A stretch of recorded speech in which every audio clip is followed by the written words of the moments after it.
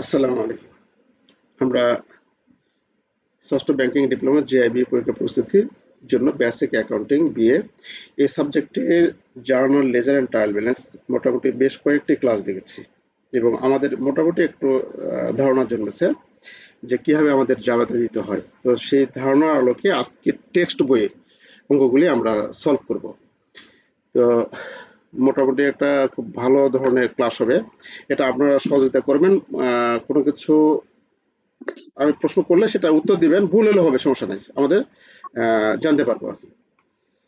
তো টেক্সট বইয়ে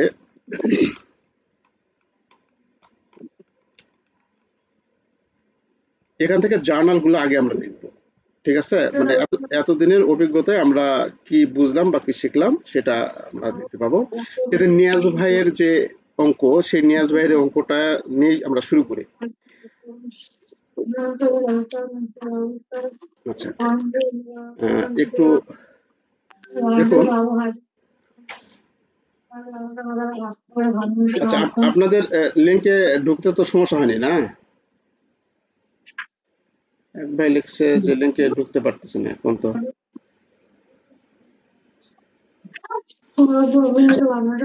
একটু একটু ইয়ে করেন, আমি দ্রুত বলবো, আপনারা শুধু একটু হেল্প করবেন। আচ্ছা দেখুন, এখানে নিয়াজ ভাই এটা সম্বন্ধে আগে গতদিন হয়েছিল আগে ট্রানজাকশন এক, এটা নিয়ে আর কথা বলছি না। মানে ব্যবসায় টাকাটা বিনিয়োগ করছে, হ্যাঁ, এটা নিয়ে আমি বলছি না। 2 নাম্বার বলা আছে কি, আবার শুরু করবে এখান থেকে করেন। আচ্ছা, ওকে। এখানে ক্যাশ ডেবিট আর ক্যাপিটাল ক্রেডিট তাই ক্যাপিটাল না? ক্রেডিট, হ্যাঁ হ্যাঁ হ্যাঁ হ্যাঁ। এটা যেহেতু হয়ে গেছে পরেরটাই যা আছে। আচ্ছা, তারপরে আমি একটু বলি, হয়তো নাকি ইয়া ছিল। 1 নম্বর বলা আছে ইনভেস্টমেন্ট বাই ওনার।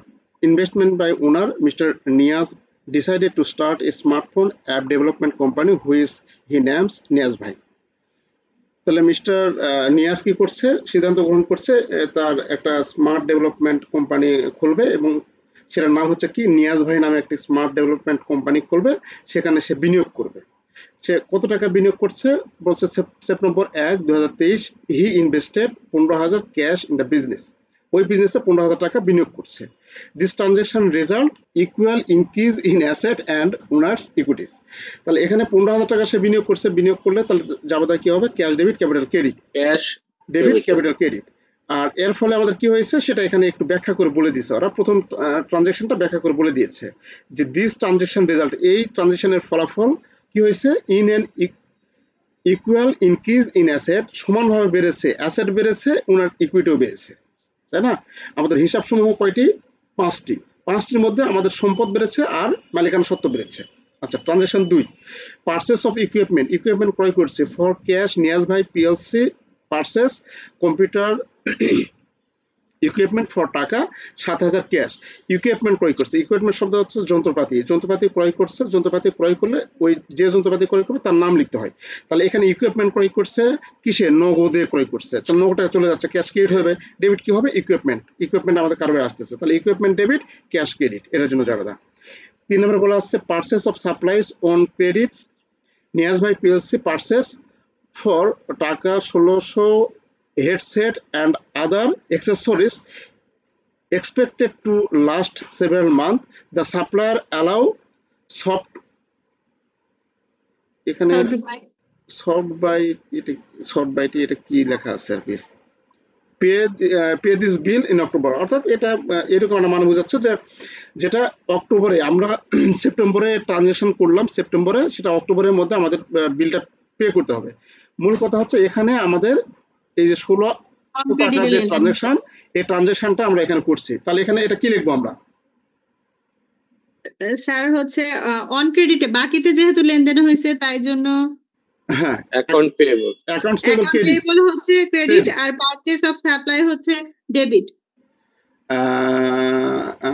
এখানে এখন না খেয়াল করুন, আমি আপনাদের বলেছি যে এই এক্সেসরিজ, সে কি এই যে এক্সেসরিজ হেডসেট এক্সেসরিজ, একে এটা বিক্রির উদ্দেশ্যে কিনছে না কারবারে ব্যবহারের জন্য উদ্দেশ্যে কিনছে, বলুন তো? এটা ব্যবহারের উদ্দেশ্যে স্যার। ওহো, তাহলে তো যদি ব্যবহারের উদ্দেশ্যে কিনে তাহলে আপনার কথা ঠিক আছে, যদি ব্যবহারের উদ্দেশ্যে কিনে তাহলে আপনার কথা ঠিক আছে। আর যদি ব্যবহারের উদ্দেশ্য না কিনে যদি সে তার পণ্য বিক্রি করে যদি সে মুনাফা অর্জন করতে চায়, তাহলে সেটা হচ্ছে পারচেস হবে। তাহলে আমরা এটা কি থেকে বুঝবো যে এটা হচ্ছে মানে সে ব্যবহারের উদ্দেশ্যে কিনছে না এটা বিক্রয় করে মুনাফা অর্জন করবে? তার কোম্পানি যে ধরনের হবে তার উপর তার উপর ভিত্তি করে। হ্যাঁ, এটা আসলে কি অ্যাপ ডেভেলপমেন্ট কোম্পানি। এ কি করবে, বিভিন্ন অ্যাপ তৈরি করবে, অ্যাপ তৈরি করে সে সার্ভিস দিবে, অ্যাপের মাধ্যমে সার্ভিস দেবে, বিনিময়ে টাকা অর্জন করবে। আরেকটা কথা এখানে, আরেকটা পয়েন্ট আছে, সাপ্লাইজ কথা বলা আছে। সাপ্লাইজ হচ্ছে আমাদের মনিহারি। হ্যাঁ, মনিহারির বাংলা হচ্ছে সাপ্লাইজ। এই মনিহারিটা ক্রয় করছে, তার মানে এটা আমাদের ব্যবহারের জন্য, এখানে হেডসেট অ্যান্ড আদার অ্যাক্সেসরিজ ব্যবহারের জন্য, তার বিভিন্ন যে ইকুইপমেন্ট আছে সেই ইকুইপমেন্টের ব্যবহারের জন্য সেগুলো ক্রয় করছে। তাহলে আমরা লিখবো এখানে direct supplies debit on credit, accounts payable credit. তাহলে এটার জন্য চাপে আমাদের কি হবে, supplies debit, supplies debit, supplies debit আর অ্যাকাউন্টস পেবল ক্রেডিট। তার একটা প্রশ্ন ছিল হ্যাঁ, এখানে হচ্ছে ল্যাঙ্গুয়েজটা, মানে আপনি বললেন সাপ্লাইজ ডেবিট, আমি যদি কোনো কারণে পারচেজ অফ সাপ্লাই লিখি তাহলে কি মার্ক দিবে স্যার? পারচেজ অফ সাপ্লাইজ ওই কথা আমরা লিখব না। পারচেজ অফ সাপ্লাইজ এটা অ্যাকাউন্ট শিরোনাম হতে পারে না। সাপ্লাইজ ক্রয় মানে বুঝতে মানে পারছি, এটা অ্যাকাউন্টের তার শিরোনাম, এই যেটা আমরা লিখতেছি এটা তো একটা শিরোনাম, এটা দেখেই তো আমরা খতিয়ান করবো, এটাই আবার ট্রায়াল ব্যালেন্সে তুলতেছি, তাই না? জি জি, দেখলে ভুল হবে না, সাপ্লাইজ কথাটার সঙ্গে আছে, মানে সাপ্লাইজ ক্রয় আপনি লিখতেছেন। তো আমরা যত শর্ট করতে পারবো তত ভালো। সাপ্লাইজ লিখবো আমরা। জি, বুঝতে পারছি স্যার। আচ্ছা, তারপরে আছে ট্রানজাকশন ফর সার্ভিস পারফর্ম। এই দেখুন, সার্ভিস সেবা দিচ্ছে ফর ক্যাশ, নিয়াজ ভাই PLC receive taka 1200 cash from customer for app development service it's has perform. সে নিয়াজ ভাই কি করতেছে, অ্যাপ ডেভেলপমেন্ট সার্ভিস দেওয়ার ফলে সে টাকা গ্রহণ করছে। কত টাকা? 1200 টাকা সে গ্রহণ করতেছে। তাহলে সেবা দিয়েছে, তাই না? তাহলে সেবা দিলে কি হবে, ক্যাশ ডেবিট, ক্যাশ পাচ্ছে, ক্যাশ ডেবিট আর সার্ভিস রেভিনিউ ক্রেডিট। তাহলে বলুন তো, এই ক্যাশ এটা কি পেলো, এ প্লাস হলো, এ অ্যাসেট বৃদ্ধি পেলো, সার্ভিস রেভিনিউ কি আর প্লাস হলো, তাই না? তাহলে এই লেনদেনে আমরা কি হলো, এই লেনদেনে আমাদের সম্পদ বৃদ্ধি পেলো আর সার্ভিস রেভিনিউ বৃদ্ধি পেলো, মানে আয় বৃদ্ধি পেলো, এই তো। জি, আচ্ছা, তারপরে আছে transaction 5, purchase of advertising on credit, Niaz ভাই পিএলসি রিসিভ এ বিল, টাকা কত, 250 টাকা from daily news for advertising on its online website but postpone payment until a later date. এখানে বলা আছে যে অনেক কিছু হাবিজাবি লিখে দিচ্ছে, আপনি মোট দেখবেন, এত কিছু যদি আপনার ঝামেলা মনে হয়, এই টাকাটা কি কাজে ব্যবহার হয়েছে, আমাদের অ্যাডভার্টাইজিং এর কাজে ব্যবহার হয়েছে, এটা খরচ, অ্যাডভার্টাইজিং কাজে ব্যবহার হয়েছে খরচ, এটা কিসে, বাকিতে, নগদে না বাকিতে, এই জিনিসটা দেখবেন। অর্থাৎ আমরা কোনো পত্রিকায় বিজ্ঞাপন খরচ দিয়েছি, তারা আমাকে একটা বিল দিয়েছে, আমরা সেখানে বাকিতে বিজ্ঞাপন খরচ দিয়েছি, তারা বিল দিয়েছে যে ভাই তাহলে এটা আগস্টে বা পরের মাসে আমাদের পরিশোধ করে দিয়েন। তাহলে সেই কথা বলা আছে, মোট কথা আমরা খরচ করেছি বাকিতে। তাহলে খরচ যদি আমরা বাকিতে করে থাকি, তাহলে আমরা কি লিখবো, advertising expense debit, advertising expense হচ্ছে ডেবিট, আর অ্যাকাউন্টস পেবল হচ্ছে ক্রেডিট। তাহলে এটা হচ্ছে ডেবিট, এটা হচ্ছে ক্রেডিট, টাকার পরিমাণ যা আছে তাই। তাহলে এটা হচ্ছে আমাদের ই বৃদ্ধি পেলো, খরচ বৃদ্ধি পেলো, এটা হচ্ছে আমাদের এল বৃদ্ধি পেলো, তাই না? অ্যাকাউন্টস পেবল দায়, এল বৃদ্ধি পেলো। আচ্ছা, তারপরে আছে 6, service perform for cash and credit, সেবা সম্পাদন করা হয়েছে, সার্ভিস সেবা পারফর্ম সম্পন্ন করা বা সম্পাদন করা ফর ক্যাশ, নগদে অ্যান্ড বাকিতে। ক্যাশ অ্যান্ড ক্রেডিট মানে কি, সেবা দিয়েছি নগদে এবং বাকিতে। নিয়াজ ভাই পারফর্ম কত, 3500 of service, the company receive cash টাকা কত, 1500 টাকা ফ্রম কাস্টমারের কাছ থেকে 1500 টাকা পেয়েছে, and it bill the balance of টাকা কত, 2000 অন অ্যাকাউন্ট। অর্থাৎ মোট কথা 3500 টাকা আমরা সেবা দিয়েছি, 3500 টাকা নিয়াজ ভাই, তাহলে 3500 টাকা, হ্যাঁ 3500 টাকা সেবা দিয়েছে, নগদে পেয়েছি হচ্ছে 1500 টাকা, আর বাকি রইল কত, 2000 টাকা। তাহলে এটা হচ্ছে নগদে যেটা পেয়েছি সেটা হচ্ছে ক্যাশ, বাকিতে যেটা রয়েছে সেটা হচ্ছে অ্যাকাউন্ট রিসিভেবল, আর 3500 টাকা হচ্ছে সার্ভিস রেভিনিউ, তাই না? তাহলে আমরা এখানে লিখবো কি, ক্যাশ ডেবিট, ক্যাশ হচ্ছে ডেবিট, অ্যাকাউন্ট রিসিভেবল হচ্ছে ডেবিট, আর সার্ভিস রেভিনিউ, সার্ভিস রেভিনিউ কি এটা সংক্ষেপ লিখছি। অনেকগুলো অঙ্ক দেখবো তো এই জন্য দ্রুত করছি আর কি। সাউন্ড করতে হবে, তোমার সাউন্ড কিন্তু জোরে হয়। জি, কি বললো ভাই বুঝিনি। তাহলে ক্যাশ হচ্ছে আমাদের পাইছি কত, 1500 টাকা পাইছি, এটা হচ্ছে বাকি রয়েছে কত, 2000 টাকা, আর এটা ক্রেডিট হবে কত আমাদের, 3500। 3500। তাহলে ক্যাশ হচ্ছে এ প্লাস বৃদ্ধি পেয়েছে, মানে এ প্লাস হবে, তার মানে অ্যাসেট বৃদ্ধি পেয়েছে, অ্যাকাউন্ট রিসিভ হলো অ্যাসেট, অ্যাসেট বৃদ্ধি পেয়েছে, আর এসআর হচ্ছে সার্ভিস রেভিনিউ, সার্ভিস রেভিনিউ হচ্ছে আয়, আমাদের রেভিনিউ বৃদ্ধি পেয়েছে, তাই না? আচ্ছা, তারপরে আছে সাথে পেমেন্ট অফ এক্সপেন্স, নিয়াজ ভাই PLC pays to the following expense in cash for September: office rent হচ্ছে এত, salaries and wages of employee এত, অ্যান্ড ইউটিলিটি এত। তাহলে এখানে নিয়াজ ভাই কি করছে, পেমেন্ট করছে, খরচ পেমেন্ট করছে সেপ্টেম্বর মাসে। অফিস রেন্ট, অফিসের ভাড়া 600 টাকা, বেতন এবং মজুরি হচ্ছে 900 টাকা, আর ইউটিলিটি উপযোগ খরচ হচ্ছে 200 টাকা। তাহলে আমরা অফিস রেন্ট তো বুঝলাম, অফিস রেন্ট হচ্ছে অফিসের ভাড়া, স্যালারি অ্যান্ড ওয়েজেস এটাও আমরা বুঝলাম, কর্মচারীদের বেতন এটাও বুঝলাম, এটা খরচ। ইউটিলিটি হচ্ছে আমাদের উপযোগ খরচ, ইউটিলিটিটা হচ্ছে একটু একটু একটু ইয়া করেন, যে মিউট করেন, বাসায় যখন কথা বলেন একটু মিউট করেন। তাহলে এখানে আমাদের এই ইউটিলিটি ব্যয়টা হচ্ছে আমাদের দৈনন্দিন যে ব্যয়টা, সাধারণত যে খরচগুলো সম্পন্ন করি, আমাদের এর মধ্যে আসে কি, ইউটিলিটি একটা প্যাকেজের মতো, সবগুলো মিলে ইউটিলিটি বলে। সেটা ইউটিলিটির মধ্যে থাকতে পারে আমাদের বিদ্যুৎ বিল, আমাদের গ্যাস বিল, ইলেকট্রিসিটি বিল, বিদ্যুৎ বিল সরি, তারপর পানি বিল, ময়লা বিল, যত ধরনের প্রত্যেক দিনের যে নিয়মিত বিলগুলো আছে, এই যে বিলগুলো আমরা সবগুলো মিলে হচ্ছে ইউটিলিটি এক্সপেন্স। তাহলে এই সবগুলো খরচ, তাহলে আমরা লিখবো কি, আমরা লিখবো অফিস রেন্ট ডেবিট, এই যে অফিস রেন্ট খরচ, এটা office rent debit, salary and wages debit, utility expense debit, আর ক্যাশ ক্রেডিট, ক্যাশ ক্রেডিট ক্যাশে দিচ্ছে, তাই না? তাহলে আমরা লিখবো কত, 600 টাকা, 900 টাকা, 1500 টাকা, আর 200 টাকা, 1700 টাকা। তাহলে ক্যাশ হবে কত, ক্যাশ ক্রেডিট হবে কত, 1700 টাকা ক্যাশ ক্রেডিট, আর এগুলো সব debit, office rent debit, salary and wages expense debit, আর ইউটিলিটি এক্সপেন্স ডেবিট। এই তো নাকি? জি স্যার। আচ্ছা, ট্রানজাকশন 8 বলা আছে payment of accounts payable, Niaz ভাই পিএলসি পেজ ইটস টাকা 250 daily news bill in cash. ওই যে ডেইলি নিউজে যেটা আমরা দিয়েছিলাম বিজ্ঞাপন খরচ 250 টাকায়, যে পাঁচে যেটা বিজ্ঞাপন খরচ দিয়েছিলাম, সেটা কি করছে নিয়াজ ভাই, পে করতেছে, 8 তারিখে পে করতেছে 250 টাকা, যেটা বিজ্ঞাপন খরচ বাবদ যেটা আমাদের বিল ধরে দিয়েছিল, সেই বিলের টাকা প্রদান করছে। কত, ওই যে ডেইলি নিউজ, এটা কি দেখে বুঝলাম, এই যে ডেইলি নিউজ, যে বিজ্ঞাপন খরচ দিয়েছিলাম, এই যে এখানেও ডেইলি নিউজ আছে, ডেইলি নিউজ, এদের আমরা বিজ্ঞাপন খরচের টাকাটা প্রদান করতেছি। তাহলে যখন বিজ্ঞাপন খরচ বাকিতে হয়েছিল, আমাদের তো খরচ হিসাবে দেখাইছিলাম, তাই না?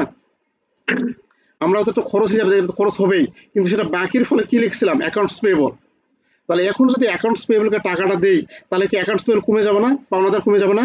তাহলে অ্যাকাউন্টস পেয়েবল কি হবে, কমে যাবে। তাহলে অ্যাকাউন্টস পেয়েবল হবে ডেবিট, আর ক্যাশ হবে ক্রেডিট। আপনার কিন্তু পরীক্ষায় অ্যাকাউন্টস পেয়েবল এইভাবে যেন লেখেন না, মার্ক কিন্তু একবার কেটে যাবে। আর অ্যাকাউন্টস পেয়েবল পুরোটা এইভাবে লিখবেন, আমি এটা বোঝার সাথে দ্রুত করতেছি। অ্যাকাউন্টস পেয়েবল এইভাবে লিখবেন, হ্যাঁ, ডেবিট ক্যাশ ক্রেডিট, এইভাবে আমার সংক্ষেপে লিখবেন, আমি বুঝার সাথে দ্রুত করতেছি আর কি। তাহলে আমরা এখানে লিখবো accounts payable debit cash credit. কোনো সংশয় বা না বুঝলে বলবেন, আমি আবার বলবো। ট্রানজাকশন 9 বলা আছে receive of cash on accounts বাকি। আচ্ছা, একটু শ্যাম ভাই একটু হচ্ছে মিট করি। আচ্ছা, 7 নাম্বার ডেটের অ্যাসেট আর এক্সপেন্স, এই দুইটা শুধু হচ্ছে ট্রানজিশন হয়েছে, তাই না? 7 নাম্বার এক্সপেন্স বেড়ে গিয়েছে আর অ্যাসেট কমে গিয়েছে। আচ্ছা আচ্ছা, আমাদের ট্রানজাকশন 9 বলা আছে receipt of cash on account Niaz বাই PLC service 600 in cash from customer who had been billed for service in transaction 6। Transaction 6 যেটা বাকিতে কাস্টমারকে 2000 টাকা যেটা বাকিতে সেবা দিয়েছিলাম, সেই টাকাটা আমরা কি করলাম, সে টাকাটা এখন আমরা পাইলাম। তাহলে যখন আমরা বাকিতে সেবা দিয়েছিলাম তখন কি লিখছিলাম, অ্যাকাউন্ট রিসিভেবল ডেবিট লিখছিলাম, তাহলে এই যে অ্যাকাউন্ট রিসিভেবল ডেবিট লিখছিলাম 2000। তাহলে এই 2000 টাকা অ্যাকাউন্ট রিসিভেবল কাছ থেকে পাইলাম। তাহলে অ্যাকাউন্ট রিসিভেবল কাছ থেকে পাইলে কি হবে, ক্যাশ ডেবিট কত, 600 টাকা, আর অ্যাকাউন্ট রিসিভেবল ক্রেডিট কত, 600 টাকা। মানে 2000 টাকা পাইতাম, সেখানে দিচ্ছে কত টাকা, 600 টাকা দিচ্ছে। তাহলে এখানে কি হয়েছে বলুন তো, এখানে কি হয়েছে, অ্যাসেট বৃদ্ধি পেয়েছে, আর এটা লায়াবিলিটি হচ্ছে না, accounts payable liability, accounts payable liability না, অ্যাকাউন্ট রিসিভেবল হচ্ছে আমাদের অ্যাসেট কমে গিয়েছে, একটা অ্যাসেট বেড়ে গিয়েছে, একটা অ্যাসেট কমে গিয়েছে। Accounts payable liability, accounts payable যেটা সেটা লাইবিলিটি, আর অ্যাকাউন্ট রিসিভেবলটা হচ্ছে আমাদের সম্পদ, অ্যাসেট। তাই না? আচ্ছা, তারপরে আছে ট্রানজাকশন 10-এ উইথড্র করছে, আর কিছু পড়া লাগবে না, উইথড্র দেখলে আপনি বুঝবেন যে মালিক উইথড্র করছে এটা। তাহলে উইথড্র যদি করে তাহলে কি হবে? হ্যাঁ, ড্রয়িংস ডেবিট আর ক্যাশ ক্রেডিট, তাই না? এত পর্যন্ত পড়তেই হবে না আমাদের। তাহলে উইথড্র ডেবিট মানে ড্রয়িং ডেবিট ক্যাশ ক্রেডিট কত? 1300 টাকা। আচ্ছা, তাহলে এখন বলুন তো, আপনাদের কিছু ট্রানজাকশন দিয়ে হয়তো এরকম কথা বলা থাকতেও পারে, হুম, যে এই লেনদেনের ইফেক্ট দেখাতে হবে। ইফেক্ট মানে কি? এই যে লেনদেনগুলোতে হিসাব সময় কোন হিসাব বেড়ে গিয়েছে, কোন হিসাব কমে গিয়েছে, তখন আপনাকে এই যে জার্নাল তো পারতে হবে, তাই না? এই যে এখানে রেজাল্ট দেওয়া আছে না, প্রথম একটা দিয়েছে দেখুন, এটা আজকে মানে আপনাদের সময় না হোক কোনো একটা সময় দিবেই, এটা 100% আমি শিওর। এখানে একটা লেনদেনের দিয়েছে, একটু ক্লু দিয়েছে, মানে কোন হিসাব বেড়েছে আর কোন হিসাব কমেছে। তার মানে আপনার এরকম একটা লেনদেন দিয়ে, এরকম একটা সামারি দিয়ে, জাবেদা দিয়ে, এই যে এরকম একটা দিয়ে এখানে হয়তো বলবে যে এই লেনদেনের হিসাব সময়ের উপর কি কি ইফেক্ট পড়েছে দেখা, লিখুন। ও মানে অ্যাসেট বাড়ছে কিনা, লায়াবিলিটি বাড়ছে কিনা সেটা ব্যাখ্যা করতে হবে। হ্যাঁ, সেটা দেখাতে হবে আপনাকে। তখন লিখতে হবে asset with increase asset, increase asset, এভাবে লিখতে হবে। ডিক্রিজ লায়াবিলিটি, ডিক্রিজ লায়াবিলিটি এভাবে লিখতে হবে, ঠিক আছে? জি। আচ্ছা, একসঙ্গে অনেকগুলা হয়ে যাচ্ছে আমাদের। তাহলে এটা আমরা জার্নাল যদি না পারি তাহলে কিন্তু আমরা করতে পারবো না, তাই না? জি এখন স্যার। বলুন তো, এটা কি হলো? তাহলে আমরা সর্বশেষ যেটা করলাম, ড্রয়িংস ডেবিট আর ক্যাশ ক্রেডিট। এটা কি হয়েছে? এটা কি হয়েছে?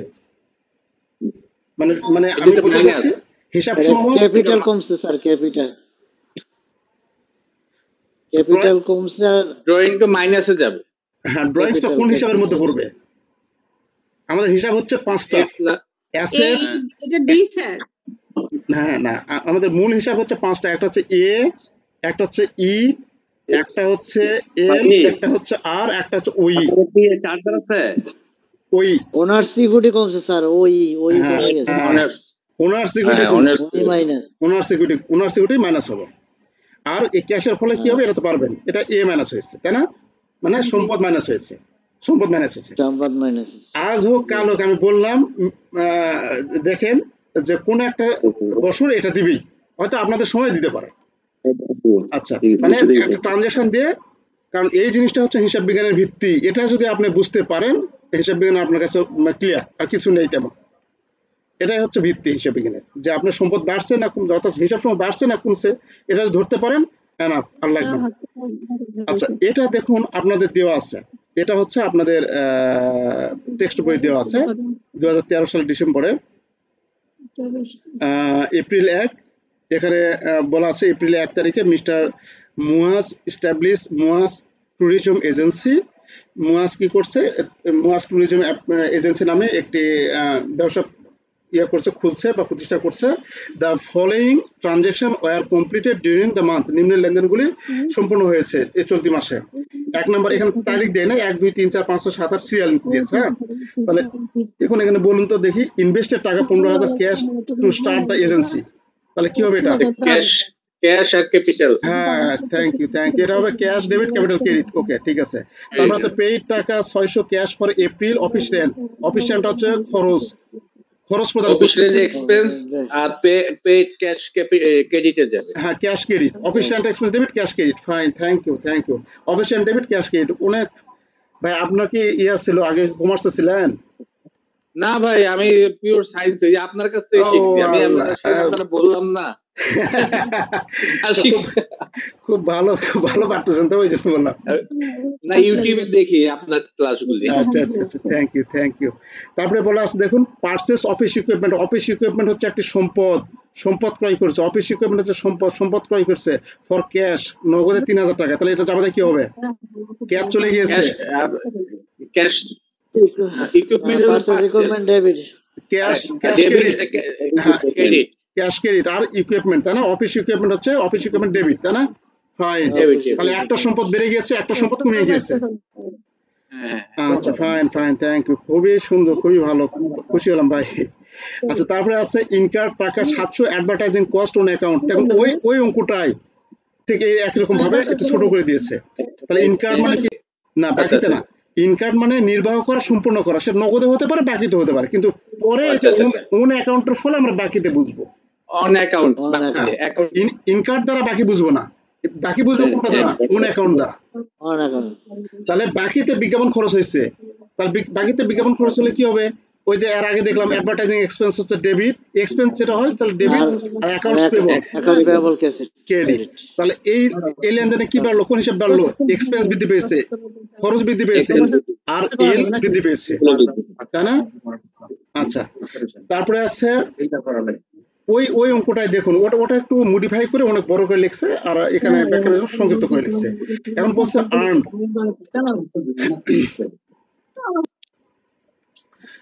আর্ন টাকা 11,000, আর্ন মানে উপার্জন করা, উপার্জন করছে 11,000 টাকা। উপার্জন করা আর টাকা পাওয়া কিন্তু এক জিনিস না। আপনি কোনো আয় উপার্জন করতে পারেন, কিন্তু সেটা বাকিতে হতে পারে, আয়টা বাকিতে উপার্জন হতে পারে না। কাউকে সেবা দিয়েছেন আপনি, সেটা বাকিতে, পরে টাকা পাবেন, হ্যাঁ, এরকম বিষয়। তাহলে আর্ন দ্বারা আমার চলে গেছিল, এটা আবার একটু বলেন, আমার লাইনটা সম্ভবত চলে গেছিল নাকি সমস্যা, আমি শুনতে পারিনি। আচ্ছা, থ্যাংক ইউ। এখানে বলা আছে আর্ন দ্বারা উপার্জন করা বোঝাবে। ইনকারটা মিস করছি আমি, ইনকারটা মানে হচ্ছে নির্বাহ করা, সম্পূর্ণ করা, সম্পাদন করা, এটা বুঝাবে। ইনকার দ্বারা বকেয়া বুঝাবে না, বকেয়া বুঝাবে ওন অ্যাকাউন্ট দ্বারা। আচ্ছা আচ্ছা আচ্ছা, ঠিক আছে। আচ্ছা, তারপরে এটা বাকিতে হয়েছে। আর হচ্ছে 6 নম্বর, এখানে আমরা সরি 6 নম্বর তো না, 5 নম্বর আছে। 5 নম্বর বলা আছে, আমি দ্রুত বলতেছি, কারো যদি বুঝতে সমস্যা হয় অবশ্যই বলবেন, বুঝছেন, আমি সেটা আবার ব্যাখ্যা করব, আপনারা চুপ করে থাকবেন না, কারণ তাহলে আমার একটু 4 নাম্বারটাই বলেন, যে 4 নাম্বারটা কোনটা ক্রেডিটে যাবে, অন অ্যাকাউন্ট তো বাকিতে যাবে। হ্যাঁ, বিজ্ঞাপন খরচ বাকিতে হয়েছে, বাকিতে, তাই না? তাহলে বিজ্ঞাপন খরচ, এটা খরচ, তাহলে অ্যাডভার্টাইজিং এক্সপেন্স ডেবিট হবে, আর অ্যাকাউন্টস পেবল ক্রেডিট হবে।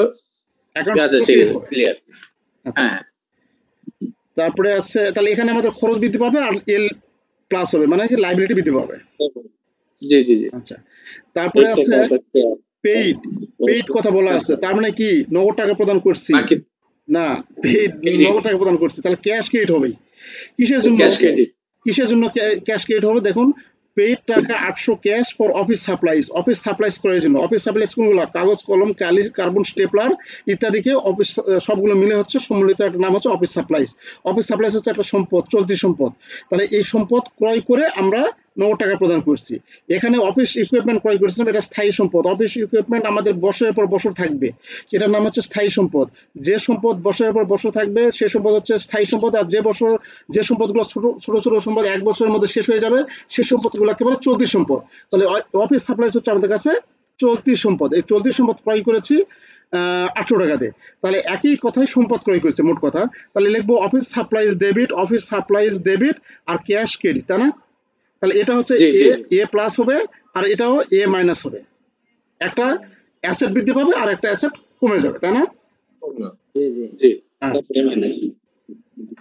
তারপরে এই ট্রানজাকশন একটু ভালো মতো বুঝবেন, যেগুলো আমাদের মিশ্র ট্রানজাকশন, মানে একই ট্রানজাকশনের মধ্যে ডেবিট ক্রেডিট আমাদের দুইয়ের অধিক থাকে, সেগুলো হচ্ছে আমাদের মিশ্র ট্রানজাকশন বা কম্পাউন্ডেড ট্রানজাকশন বলে আর কি। তো এখানে বলা আছে আর্ন মানে উপার্জন করা। আর্ন মানে কি করা, উপার্জন করা। উপার্জন আমরা নগদেও করতে পারি, বাকিতেও করতে পারি। আপনি কাউকে সেবা দিয়েছেন, সেই সেবার টাকাটা কে বলে উপার্জন। সেই সেবার টাকাটা নগদে হতে পারে, বাকিতে হতে পারে। আচ্ছা, আর্ন টাকা 11,000 টাকা উপার্জন করেছি ফর সার্ভিস রেন্ডার্ড, সেবা সম্পাদনের জন্য। রেন্ডার্ড মানে সম্পাদন করা বা নির্বাহ করা, দেওয়া ইত্যাদি। আমি কি পড়তেছি আবু, পরে শিখবানি। আচ্ছা, তাহলে এখানে আমাদের আর্ন করছি, সেবা দিয়েছি, আমরা সেবা দিয়ে 11,000 টাকা উপার্জন করেছি। এখন এই দেখবো এই উপার্জনটা হচ্ছে নগদে না বাকিতে, সেটা দেখবো। এখন আমরা পাইনি। এবং তারপরে কমার পর সেমিকোলনের পর বলা আছে টাকা 3,000 ক্যাশ ইন রিসিভ। 3,000 টাকা নগদে গ্রহণ হয়েছে ফ্রম কাস্টমারের কাছ থেকে 3,000 পেয়েছি, অ্যান্ড দ্য ব্যালেন্স অফ টাকা 8,000 is bill to customer on account. তাহলে এখানে আমরা কি করছি, যে অবশিষ্ট যে টাকাটা আছে দা ব্যালেন্স মানে কি, অবশিষ্ট টাকা কত টাকা, 8,000 টাকা। অবশিষ্ট 8,000 টাকা কাস্টমার নিকট বিল তৈরি করে দিয়েছি, একটা ভাউচার তৈরি করে দিয়েছি যে ভাই আপনাকে সেবা দিয়েছিলাম, নগদ পাইছে এত, অবশিষ্ট পাবো আমরা এত টাকা পাবো, এই মিলে একটা ভাউচার তৈরি করে দিয়েছি, একটা কার্বন কপি আমাদের কাছে আছে। এই যে ভাউচারটা দিলাম, এর নাম হচ্ছে বিল। আচ্ছা, তাহলে সে বিল দিয়েছি, তাহলে বিল দিলে সাধারণত কাস্টমার সেগুলোকে আমরা ব্যাংকিতে ধরে থাকি আর কি। আর এখানে তো স্পষ্ট করে বলে দেওয়া আছে।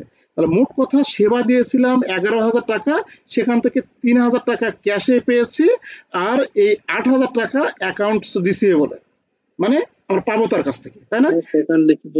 তাহলে ক্যাশ ডেবিট, ক্যাশ হচ্ছে ডেবিট, অ্যাকাউন্ট রিসিভেবল হচ্ছে ডেবিট, আর হচ্ছে সার্ভিস রেভিনিউ হচ্ছে ক্রেডিট, তাই না? আচ্ছা, এখানে এখানে কি কি কি বৃদ্ধি পেলো? ক্যাশ হচ্ছে এ প্লাস, তাই না? অ্যাসেট বৃদ্ধি পেলো। তারপরে অ্যাকাউন্ট রিসিভেবল অ্যাসেট, এটাও বৃদ্ধি পেলো। আর সার্ভিস রেভিনিউ হচ্ছে রেভিনিউ, আয়, তাহলে এটা রেভিনিউ প্লাস হলো, আয় বৃদ্ধি পেলো। তাহলে এখানে কোন কোন হিসাব বৃদ্ধি পেলো? আমাদের সম্পদ বৃদ্ধি পেয়েছে, আর হচ্ছে আয় বৃদ্ধি পেয়েছে, এই তো নাকি? জি, থ্যাংক ইউ। তারপরে আছে উইথড্র। দেখুন উইথড্র আছে, কোনো দিকে তাকাবো না, এগুলো কিন্তু কমন কিছু ইয়ে, আপনাকে এই শর্টকাট গুলো একটু টেকনিক এগুলো অ্যাপ্লাই করতে হবে। যে উইথড্র আছে না পড়লে চলবে এখানে। হ্যাঁ, ড্রয়িং ডেবিট আর cash credit, drawing debit cash credit. তাহলে ড্রয়িং ডেবিট ক্যাশ ক্রেডিটের কি কি হিসাব কম বেশি হইলো? ড্রয়িং হচ্ছে মালিকানা সত্ত্ব, ওই আমাদের কমে যাবে, আর ক্যাশ যেহেতু ক্রেডিট সেহেতু আমাদের অ্যাসেট কমে যাবে। আচ্ছা, আমাদের একসঙ্গে জাভাতা শিখছি, একসঙ্গে হিসাব কোনটা কম বেশি হচ্ছে সেটাও কিন্তু শিখছি, একসঙ্গে কোনটা সম্পদ কোনটা দায় এগুলাও শিখছি। আর পরের যেটা করবো আমরা, সেখানে কিন্তু সম্পদ দায় এগুলা কিন্তু চিনতে হবে, আমরা অলরেডি চিনে গেছি। আর হয়তো একটু দু একটা আজকের ক্লাস দেখলে ইনশাল্লাহ আমাদের সবকিছু ক্লিয়ার হয়ে যাবে। আচ্ছা, তারপরে আছে paid employee salaries, sorry 8 number, paid the amount due in 4। এই 4 নাম্বারে যেটা বাকিতে ছিল, এই সেটা 4 নাম্বারে এটা কি করলাম, এই যে পেইড করলাম, তাই না? 4 নাম্বারে যেটা আছে সেটা আমরা পেইড করে দিলাম। 4 নাম্বার আমাদের কি ছিল, ওই যে বিজ্ঞাপন খরচ বাকিতে দিয়েছিলাম, মনে আছে? অ্যাকাউন্টস পেবল হয়েছিল 700 টাকা, ওই অ্যাকাউন্টস পেবল টাকা পরিশোধ করলাম। অ্যাকাউন্টস পেবল ডেবিট আর ক্যাশ ক্রেডিট, তাই তো, তাই না? জি। আচ্ছা, তারপরে আছে 9 number paid employee salary. Employee salary আর কোনো দিকে তাকানো, মানে স্যালারি মানে খরচ, আর কোনো কিছু ভাবারই দরকার নেই। পেইড করছে তার salary expense debit cash credit, হ্যাঁ ক্যাশ ক্রেডিট, কোনো দিকে তাকাবো না আমরা। তার স্যালারি এক্সপেন্স ডেবিট আর ক্যাশ ক্রেডিট। তাহলে এখানে খরচ বৃদ্ধি পেলো, আর কি হলো, সম্পদ কমে গেল। তারপরে আছে 10 নাম্বার, 10 নাম্বার কি বলা আছে, রিসিভ টাকা 4,000 in cash from customer who has previously been billed in transaction 6। Transaction 6 যেটা, ওই যে কাস্টমার কাছে 8,000 টাকা বাকিতে দিয়েছিলাম, মনে আছে? সেবা এই 8,000 টাকা এখন আমরা কি করলাম, রিসিভ করলাম। তাহলে ক্যাশ ডেবিট আর অ্যাকাউন্ট রিসিভেবল ক্রেডিট, তাহলে কি হবে, ক্যাশ ডেবিট হবে, ক্যাশ ডেবিট আর অ্যাকাউন্ট রিসিভেবল ক্রেডিট হবে, তাই না? আচ্ছা, একটা মানে এখানে সম্পদ বেড়ে গেল আর সম্পদ কমে গেল। আচ্ছা, তাহলে এখান থেকে আমাদের করতে বলছে কি, দেখুন এটা আমরা জাবেদা তো করলাম, আমরা জার্নাল করলাম, এই জার্নালে কিন্তু আমাদের অঙ্কে করতে বলছে কি, prepare a tabular analysis of the transaction using the basic accounting equation। আমাদের মৌলিক হিসাব সমীকরণ ব্যবহার করে আপনাকে টেবুলার অ্যানালাইসিস করতে হবে। টেবুলার অ্যানালাইসিস মৌলিক হিসাব সমীকরণ কোনটা, a = l + ওই, এটা হচ্ছে আমাদের মৌলিক হিসাব সমীকরণ। কারণ কোন লেনদেন কোনটা বাড়াইছে কোনটা কমাইছে সেখানে আমাদের যোগ বিয়োগ করে দেখাতে হবে, এটা ছকের মাধ্যমে, এটা আমরা দেখব। এটা সলিউশন আমি আপনাদের দিয়েছি, এটা হচ্ছে যে এরকম, এই যে আমি করে দিয়েছি, এই যে আমাদের টেবুলার অ্যানালাইসিস,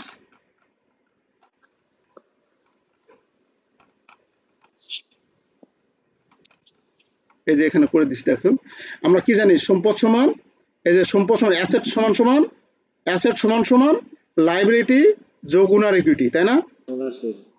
এটা হচ্ছে মৌলিক হিসাব সমীকরণ। এখন দেখুন এটা কি অঙ্কটা করার প্রচেষ্টা হলো, আমি প্রচেষ্টা দিয়েছি, পরে আমরা করব। জি বলুন স্যার। ও এখন তো ওই যে এতক্ষণ জার্নাল শিখালেন, এখন এটা হলো কিশোর অঙ্ক ইকুয়েশন, অন্য একটা অঙ্ক নাকি? হ্যাঁ, এটার অঙ্কের ধরনটা বুঝাচ্ছে, এটা করাবো না আমি, হ্যাঁ এটা করাবো, কালকে করাবো। আজকে শুধু আপনাদের ওই টেক্সট বুকের ওগুলা সলভ করবো, আর সলভ করে আমরা কালকে এটা দেখবো। এটা শুধু ফরম্যাটটা কোন ফরম্যাটে কিভাবে হয় এটা আপনাদের একটু ধারণা দিচ্ছে আর কি। স্যার ওই যে জার্নালেরও কিছু কঠিন কঠিন এন্ট্রি আসে পরীক্ষায়, ওগুলো কিন্তু আমাদেরকে শিখাইতে হবে, ওই পারি না অনেক অঙ্ক অতীতে আসছে। আচ্ছা, সব শিখাবো ইনশাল্লাহ। এমন স্যারের কাছে আসছেন আপনার খুঁজে শিখাবে, আমি সব শিখাবো। জি আমাকে জি আমি একটু বলি আপনার, তারপরে যদি কোনো স্কিপ যদি হয়ে থাকে তাহলে আমি একটু খালি কাইন্ডলি বলবেন, আমি সেটার উপর ব্যাখ্যা করবো আবার। তাহলে অঙ্কটা করবো কিভাবে? মৌলিক হিসাব সমীকরণের উপর করতে বলছে, তাই না?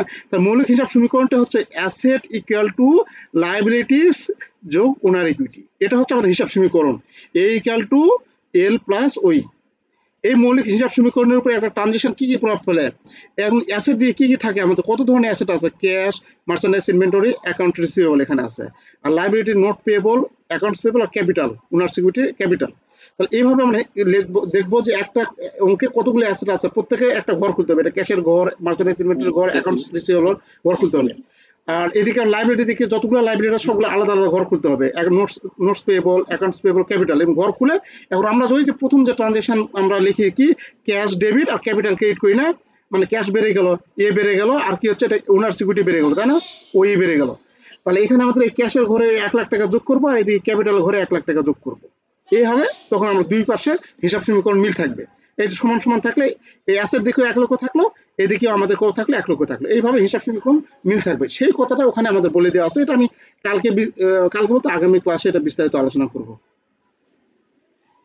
স্যার একটু প্রশ্ন করা যাবে স্যার? হ্যাঁ হ্যাঁ অবশ্যই প্রশ্ন। স্যার ওই যে কারেন্ট অ্যাসেটে একটা কথা বলছিলেন যে 1 বছরের জন্য যেটা হবে খরচ হবে সেটা কারেন্ট অ্যাসেট, বাট অনেক সময় দেখা যায় যে কোনো অঙ্কে লেখা থাকে যে চুক্তি করছে 5 বছরের জন্য 10 লাখ টাকা অ্যাডভান্স দিছে। এখন ওই 10 লাখ টাকা অ্যাডভান্স কি কারেন্ট অ্যাসেটে আসবে না নাকি এই অ্যাসেটে চলে যাবে তখন অন্য অ্যাসেটে? 10 লাখ টাকা অ্যাডভান্স কি দিছে, লোন দিছে, আমরা ইনভেস্টমেন্ট করছি। নেছে একটা তিনি যে আপনার নেছে বিজনেস পজিশনটা নেছে, যার জন্য 10 লক্ষ টাকা অ্যাডভান্স দিছে, ডিটটা হচ্ছে 5 বছরের জন্য। এই ক্ষেত্রে 10 লাখ টাকা আমার মানে কোথায় বসবে স্যার? মানে আমি একটু বলি, মানে এরকম কিনা, মানে 10 লাখ টাকা কোন জায়গায় আমরা দিয়েছি একটা ডিডের মাধ্যমে আমি না না না না আমি যে দোকানে পজিশনটা নিছি, আচ্ছা আচ্ছা, নিতে তো ব্যবসার পজিশনতে অ্যাডভান্স করতে হয় আমাকে, হ্যাঁ হ্যাঁ হ্যাঁ একটা ডিড করতে হয়, ডিড করতে হয়। এখন ওখানে 10 লক্ষ টাকা অ্যাডভান্স দিচ্ছি, আমার ডিডির মেয়াদ 5 বছর। 5 বছর, হ্যাঁ। এই ক্ষেত্রে ওই 10 লাখ টাকা কি আমার কারেন্ট অ্যাসেটে যাবে না অন্য জায়গায় যাবে? আচ্ছা, এখন আপনি অ্যানসার করুন, ওটা কি আপনার 1 বছরে ওটা কি আপনার শেষ হয়ে যাচ্ছে নাকি ওটা বছর পর বছর থাকবে? 5 বছর যেহেতু ডিড, তো মিনিমাম 5 বছর 5 বছর থাকবে, বা যতদিন আপনি ব্যবসা চালাবেন ততদিন পর্যন্ত আপনার থাকবে। তো থাকলে এটা কি হবে ডিডটা যতদিন আছে আমার ততদিন তো থাকবে। তাহলে এই অ্যাডভান্সটা কি, এই অ্যাডভান্সটা যেটা দিচ্ছেন, তাই না, এই অ্যাডভান্সটা হচ্ছে আপনার কাছে সম্পদ হিসেবে থাকতেছে, দীর্ঘমেয়াদী লং টার্ম অ্যাসেট। এটাকে বলবো আমরা অবশ্যই তো সেটা ফিক্সড এর মধ্যে যাবে, স্থায়ীর মধ্যে যাবে, হ্যাঁ। ইনভেস্টমেন্ট কারেন্ট অ্যাসেটে আসবে না, তাহলে কারেন্ট অ্যাসেট আসবে না, এটা কারেন্ট অ্যাসেট আসবে না। কারেন্ট অ্যাসেটে এই 5টি সবসময় যেন মনে রাখবেন একবারে, আমি আপনাদের দিয়েছি কিনা জানি না, লেখা আছে ওখানে, cash, bank, account receivable, supplies, তারপরে হচ্ছে প্রিপেইড যে কোনো এক্সপেন্স, প্রিপেইড এক্সপেন্স আর কি আছে, আর কিছু নাই। এই কটা মনে রাখবেন, এই কটাই ঘুরে ফেলতে হয় আপনাদের লেনদেনের মধ্যে, এই কটাই cash, bank, account receivable, supplies, prepaid expense, যে কোনো প্রিপেইড এক্সপেন্স হতে পারে, সেটা ইন্স্যুরেন্স হতে পারে, রেন্ট হতে পারে, স্যালারি হতে পারে, যে কোনো কিছু হতে পারে। এই কটা মনে রাখবেন। 2017 সালের জুন মাসের অঙ্কটা বুঝি না, আপনি যেটা ইকুয়েশন আমি ট্রাই করছি কিন্তু পারতেছি না, এখানে একটু যদি বুঝাই দিতেন। 17 জুন জিএবিতে আসছিল স্যার। আচ্ছা আচ্ছা আচ্ছা, আমি ওটা করাবো, আমি সিরিয়ালে একটু যাচ্ছি, মানে এটা টেবুলার অ্যানালাইসিসটা আমি কিরকম অঙ্ক সেটা বোঝানোর জন্য আমি ওখানে দৌড় মারছিলাম আর কি। আমি একটু সিরিয়াল বাই সিরিয়াল যাই, আপনারা নিশ্চিন্তে থাকেন যে খুবই ভালো শিখবেন বা খুব ভালো জানবেন আর কি, ইনশাআল্লাহ ইনশাআল্লাহ। আচ্ছা, আমাদের এগুলা হচ্ছে অঙ্ক, এই অঙ্কগুলো হচ্ছে টেক্সট বইয়ে দেওয়া আছে, এগুলার মধ্যে ইনশাআল্লাহ দিবে আমার বিশ্বাস। এবং সেটা ওই যে ঘুরে ফিরে, বুঝছেন, আপনাদের ওই যে বলবে যে সম্পদ বেড়েছে। একটা বিষয় জানার জন্য, জি জি বলুন। আমাদের তো এর আগে অ্যাকাউন্টিং ফর ফিনান্সিয়াল সার্ভিসেস ছিল, এখন বলছে বেসিক অ্যাকাউন্টিং। সেক্ষেত্রে আগের চেয়ে কি প্রশ্ন কঠিন হবে নাকি সহজ? বেসিক তো থাকার কথা আমার মতে। ওই কি ধরনের? হ্যাঁ, ওই একই বিষয়, বেসিক অ্যাকাউন্টিং আর অ্যাকাউন্টিং ফর ফাইন্যান্সিয়াল সার্ভিসেস একই বিষয়, একই সিলেবাসে এখানে দেওয়া আছে। আচ্ছা ওই সিলেবাসটাই ওই ওই এখানে দেওয়া আছে, শুধু নামটা চেঞ্জ হয়েছে আর কি। স্যার কারেন্ট আচ্ছা অ্যাসেটে 5টা আইটেম বললেন, ক্যাশ, আগে ছিল ইনভেন্টরি, প্রিপেড। ব্যাংকিং ডিপ্লোমা, আর এখন হয়েছে কি banking professional exam. Subject knowledge sir তো ওই ওগুলাই আছে, জাস্ট একটু পাল্ট হচ্ছে ওই রকম, জাস্ট মানে অ্যাকাউন্টিং, বেসিক অ্যাকাউন্টিং, আর এটা basic accounting, principal of accounting, accounting for financial service, এগুলো সব একই, মানে বেসিক লেভেল, এন্ট্রি লেভেলের অ্যাকাউন্টিং। হ্যাঁ, আপনি কি বলতে চাইলেন? স্যার ওই এই 5টা আইটেম বললেন কারেন্ট অ্যাসেটে, cash, inventory, receivable, prepaid expense, আরেকটা কি sir? Cash, account receivable, closing stock, এটা সারা পড়ছিল মনে হয়, ক্লোজিং স্টক। তারপর লিখবো সাপ্লাইজ, তারপর লিখবো প্রিপেইড। সাপ্লাই, স্যার এই সাপ্লাইসটা একটু যদি করতেন, আচ্ছা মানে ওকে, ডেফিনিশন দিতেন সাপ্লাইস। প্রিপেইড প্রিপেড এক্সপেন্স, এটা আমার প্রশ্ন না, আমি শুধু সাপ্লাইসটা একটু আচ্ছা চাচ্ছিলাম। ওকে, জি। সাপ্লাইজটা হচ্ছে যেমন স্টেশনারি, ব্রিটিশ আর আমেরিকান মেথড একদিন বলছিলেন একটা। হ্যাঁ ঠিক আছে। তার মানে এইটা কি আপনি ইনভেন্টরি বুঝাচ্ছেন নাকি? না ক্লোজিং স্টক ইনভেন্টরি চলে যাচ্ছে আমার। হ্যাঁ, ইনভেন্টরি বিষয়টা, ইনভেন্টরি আর সাপ্লাইসের মধ্যে পার্থক্যটা আমি আপনাদের বলে দিই। ইনভেন্টরি এটা হচ্ছে মজুদ, আর হচ্ছে সাপ্লাইস এটা হচ্ছে আমাদের মনিহারি। এটা হচ্ছে আমরা কারবারে ব্যবহারের জন্যই আমরা ক্রয় করে থাকি, তাই এটা সম্পদ। আর এই মজুদটা হচ্ছে যে আমাদের যে পণ্য ক্রয় বিক্রয় করি না, পণ্য ক্রয় বিক্রয় করি, আমরা যে পণ্য, মানে আমার ফিনিশড গুড, ওয়ার্কিং প্রসেস বা র ম্যাটেরিয়াল না, এটা হচ্ছে আমার এইগুলোতে কাজ করতে যে জিনিসগুলো লাগে সাপোর্টিং, সেই জাতীয় নাকি? যেমন ওই একটা দা বানাতে হলে হাতুড় লাগে, হাতুড়টাই আমার তলে সাপ্লাই, এরকমের। Thank you sir. ঠিক আছে। আর ইনভেন্টরি তো বুঝেছেন নাকি? এটা তো বুঝেছেন? হ্যাঁ স্যার, ইনভেন্টরি ওইটা নিয়ে আমার একটু প্রশ্ন আছে সাপ্লাইসটা বোঝার জন্য। Thank you sir. প্রশ্নটা এটা নিয়ে, আচ্ছা ভবিষ্যতে প্রশ্ন আপনার জাগতে পারে বা জাগার যেন অপশন না থাকে, এই জন্য আমি আগে বলে নিই। ইনভেন্টরিটা হচ্ছে মজুদ পণ্য কি আমাদের কারবারে, ধরুন আমাদের কারবারে 10 টাকার মাল ছিল, আমরা 100 টাকার মাল আরো কিনেছি, তাহলে মোট মাল হলো কত? 110 টাকা। সেখান থেকে 90 টাকার মাল আমরা বিক্রি করছি, তাহলে বছর শেষে আমরা দেখবো আমাদের হাতে আছে কত? 20 টাকার মাল হাতে আছে, 20 টাকার মাল। এই 20 টাকার নামই হচ্ছে কি মজুদ পণ্য। এই মজুদ পণ্য বছর শেষে সমাপনী মজুদ পণ্য, ক্লোজিং স্টক যেটা থাকে, সেটা হচ্ছে সম্পদ। আর বছরের প্রথমে যে মজুদ পণ্য থাকে, মানে বছরের প্রথমে যেটা মজুদ পণ্য থাকে, সেটা হচ্ছে এক্সপেন্স। এটা আমাদের মনে রাখতে হবে, এটা আগামীতে দেখবো আর কি। তাহলে বছরের প্রথমে যে মজুদ পণ্য থাকে সেটা হচ্ছে আমাদের কাছে এক্সপেন্স, আর বছর শেষে যে মজুদ পণ্য ক্লোজিং স্টক থাকে, এই যে ক্লোজিং স্টক এখানে লিখেছি, এই ক্লোজিং স্টক হচ্ছে আমাদের কাছে সম্পদ। আচ্ছা, তাহলে আমরা এই অঙ্কটা দেখি। এখানে আমাদের যাওয়া দাওয়া করতে বলছে, এটাও আপনাদের বইয়ে আছে। এটা ওই যে আপনার মনে আছে যে এরকম করছিলাম, 50% paid balance, Raman supply company, ওই যে রামান সাপ্লাই কোম্পানি, এটা তো করা হয়েছিল আমাদের, মনে আছে? রামান সাপ্লাই কোম্পানি, এই যেটাতে একটু একটা কোশ্চেন করতে যাচ্ছিলাম। জি শিওর। স্যার আমি তো এই প্রথমে অ্যাকাউন্টিং করছি, জি, তাই ওই যে আমরা লেজার এন্ট্রি দিলাম, ট্রায়াল ব্যালেন্স দিলাম, আর একটা করলাম কি এই যে সেদিন প্রথম আপনার লেজার ট্রায়াল ব্যালেন্স, আর হচ্ছে জার্নাল। হ্যাঁ, এখন এইটার যে কোশ্চেন আছে তো বুঝলাম, কিন্তু এই যে যেটা শুরুতে আজকে বুঝালেন, বা মানে সম্পদ বাড়ছে আবার কমছে, এটা কি যদি জার্নাল দা ট্রানজাকশন আসে এই 1 নম্বরে, তখন কি এইভাবে সব এটা আমরা বুঝাই দেব? জি যদি বলে, যেমন আমি আপনাদের একটা দাগে বুঝে দিচ্ছি। আমি আপনাদের এটা দেখাতে চাচ্ছি, এই যে রামান সাপ্লাই কোম্পানি আমরা করছিলাম না, ওই যে 1 নম্বর অঙ্ক, এই অঙ্কটা করছিলাম আমরা প্রথম দিনই করছিলাম, এটা যে 1 নম্বর অঙ্ক, ঠিক এই অঙ্কটাই আপনাদের টেক্সট বইয়ে দেওয়া আছে, এই যে রামান সাপ্লাই কোম্পানি। এখানে শুধু ওই যে মিস্টার শফিক স্টার্টেড ব্যবসা শুরু করার কথা বলা আছে, আর এখানে এই যে কামাল, এটা আসছিল 2006-এ, এটা আসছিল 2006 মে। আচ্ছা, শফিক স্টার্টেড এখানে বলা আছে, শফিক ইনভেস্ট করছে, যাই হোক এই রামান সাপ্লাই ওই অঙ্কটা এটা, ঠিক আছে? এই জন্য এটা আমরা দেখতেছি না। আর আপনি যেটা বললেন যে অঙ্কে যদি বলা থাকে এরকম, অঙ্কে যদি বলা, আমি তো জি বলেন স্যার। অঙ্কে যদি বলা থাকে, অঙ্কে এরকম একটা দেওয়া আছে এবং শেষে বলা আছে জার্নাল, একলা কোনো কিছু বলা নাই, এখানে বলা আছে যে আমাদের কি ইফেক্ট পড়বে, ইফেক্ট অন অ্যাকাউন্ট, মানে এটা অ্যাকাউন্টের উপর কি ইফেক্ট পড়বে সেটা দেখাও, মানে ইনক্রিজ হবে না ডিক্রিজ হবে সেটা যদি আমাদের প্রভাবটা দেখাইতে বলে টেবুলার ছক বাদে, টেবুলার ছক যখন বলবে তখন ওই ছক যে দেখালাম সেটা, আর ইফেক্ট পড়লে তখন আপনার ইফেক্ট ওইভাবে লেখার দরকার নেই, আপনার ডাইরেক্ট এখানে এটা লিখবে ডেটের ঘর, ডেটের ঘর, এটা হচ্ছে অ্যাকাউন্টস টাইটেল, এটা হচ্ছে ডেট, এটা হচ্ছে অ্যাকাউন্টস টাইটেল, এটা হচ্ছে আমার এটাও করে দেখাও, এটা হচ্ছে আমরা লিখবো ডেবিট ক্রেডিট, এটা হচ্ছে ডেবিট ক্রেডিট, এটা ডেবিট ক্রেডিট, আর এটা হচ্ছে আমাদের ইফেক্টের ঘর।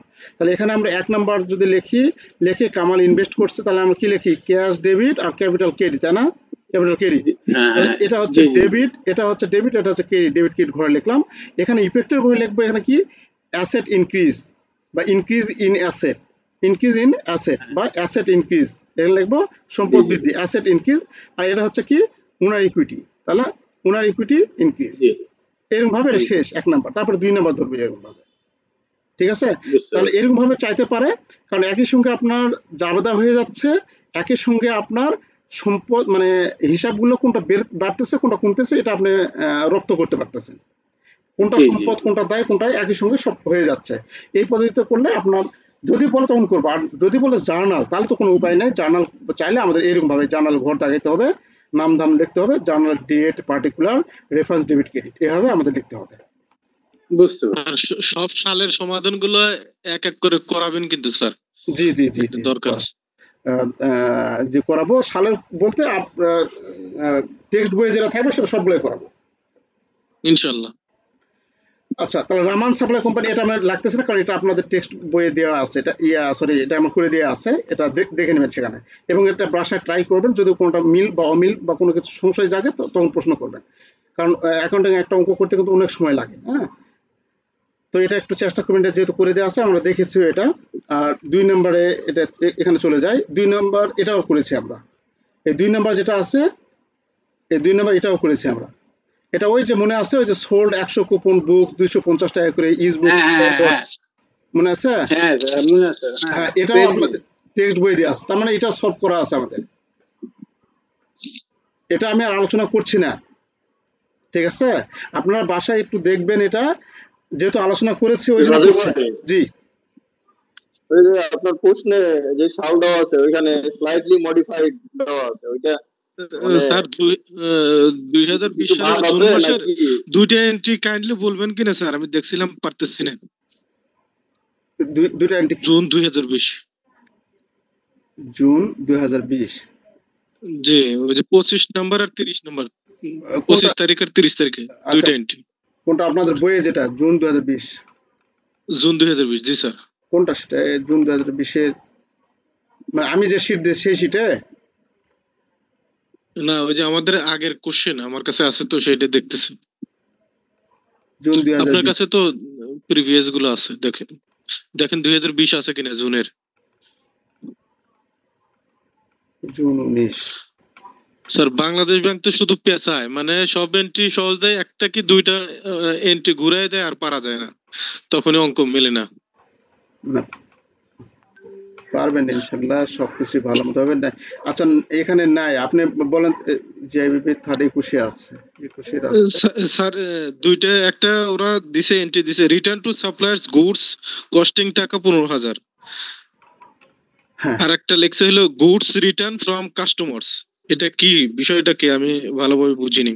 আচ্ছা বলতেছে কি আচ্ছা এটা আমি রিটার্ন টু সাপ্লায়ার কে আপনি দিয়ে দিলেন, তাই না, গুডস দিয়ে দিলেন সাপ্লায়ার কে রিটার্ন, হ্যাঁ তো আপনার কাছে গুডস কমে গেল, মানে আপনার অ্যাসেট কমে গেল না, আর বাড়লো ওখানে সাপ্লায়ারে যেটা ছিল, তাহলে এখানে ডেবিটে কি দেব আর ক্রেডিটে কি দেব? আচ্ছা আপনার অ্যাসেট কমলে ওটা ক্রেডিট, ভাই শুনেন আর অপোজিটটা ডেবিট। আমি আপনাদের একেবারে ধারাবাহিকভাবে আপনাদের কোনো কোশ্চেনই থাকবে না ইনশাল্লাহ। আপনি যেমন অ্যাডভান্স ভালো, এটা ভালো অ্যাডভান্স করা ভালো, 2-1টা এন্ট্রি আমাকে আমার কাছ থেকে শিখে নেবেন বা হোয়াটসঅ্যাপে ফোন দেবেন, আমি আপনাকে ক্লিয়ার করে দেবো। আর এখানে যেহেতু অনেকে আছে হোয়াটসঅ্যাপে দিব, এটা আমি এই যে কোশ্চেনগুলো আছে, এই যে ওই কোশ্চেনটা ওইটা আমি কিন্তু করাবো, বা ওই যে আপনি যেটা বলছেন সেরকম অঙ্ক কিন্তু এখানেও আছে, হ্যাঁ এখানেও আসছে, সেটা আমি করাবো। করলে হবে কি তাহলে সবারই হচ্ছে আমাদের একসাথে জানবো। আর যদি আপনার অ্যাডভান্স ওরকম জানা থাকে তাহলে আমাকে একটু হোয়াটসঅ্যাপে বলেন, তাহলে আমাদের স্বপ্ন তো আপনি সেটা এক্সট্রা ভাবে শিখে গেলেন। আর এখানে যদি বলেন হবে কি আপনার ওই শুধু ওইটুকু যদি বলতে গিয়ে আপনি বুঝতেছেন কিন্তু আর কেউ বুঝবে না। স্যার এই রকমের কিছু এক্সেপশনাল কেস যদি উনি আলোচনা করে তাহলে আমাদের তো মনে হয় সবারই উপকার হয় স্যার। এখন হোয়াটসঅ্যাপে দিলে নয় আপনি আর উনি দুইজনের আচ্ছা সমাধান হলো স্যার। আচ্ছা জি এখন স্যার বলুন আসলে উনি কি উনি যে 2 এন্ট্রির কথা বলতেছে ওই 2 এন্ট্রির আগে আরো এন্ট্রি আছে সেই হ্যাঁ, এন্ট্রিগুলো এবং ওইটা আমাদের বোধহয় ক্লিয়ার না যে রাজেক ভাই রিটার্ন গুড একটা স্যার কথা সঠিক বলি কথা বলছো, মানে এই দুইটাতে এই সালে আসছে, আরো এই টাইপের অনেক কোশ্চেন করতে পারে, আমার আশঙ্কা তো মানে সেখানেই। এই যে এই ভাই ভাই আপনাকে একটা কথা বলি যে দেখুন এখানে যে আগের অঙ্কে যায় একটা জিনিস আপনার বললেন এটা এই যে ধরুন এখানে পেইড এখানে বলা আছে paid 50% balance due to Raman supply company, তাই না? এখন ভাই আমাকে বলছে মাঝখানের কোনো দুটো এন্ট্রি বলতেছে, এখন এটার আগে কিন্তু এর সাথে সম্পর্কযুক্ত কিন্তু এই এন্ট্রি, এই যে রামান সাপ্লাই কোম্পানি এই এন্ট্রি, তাই না?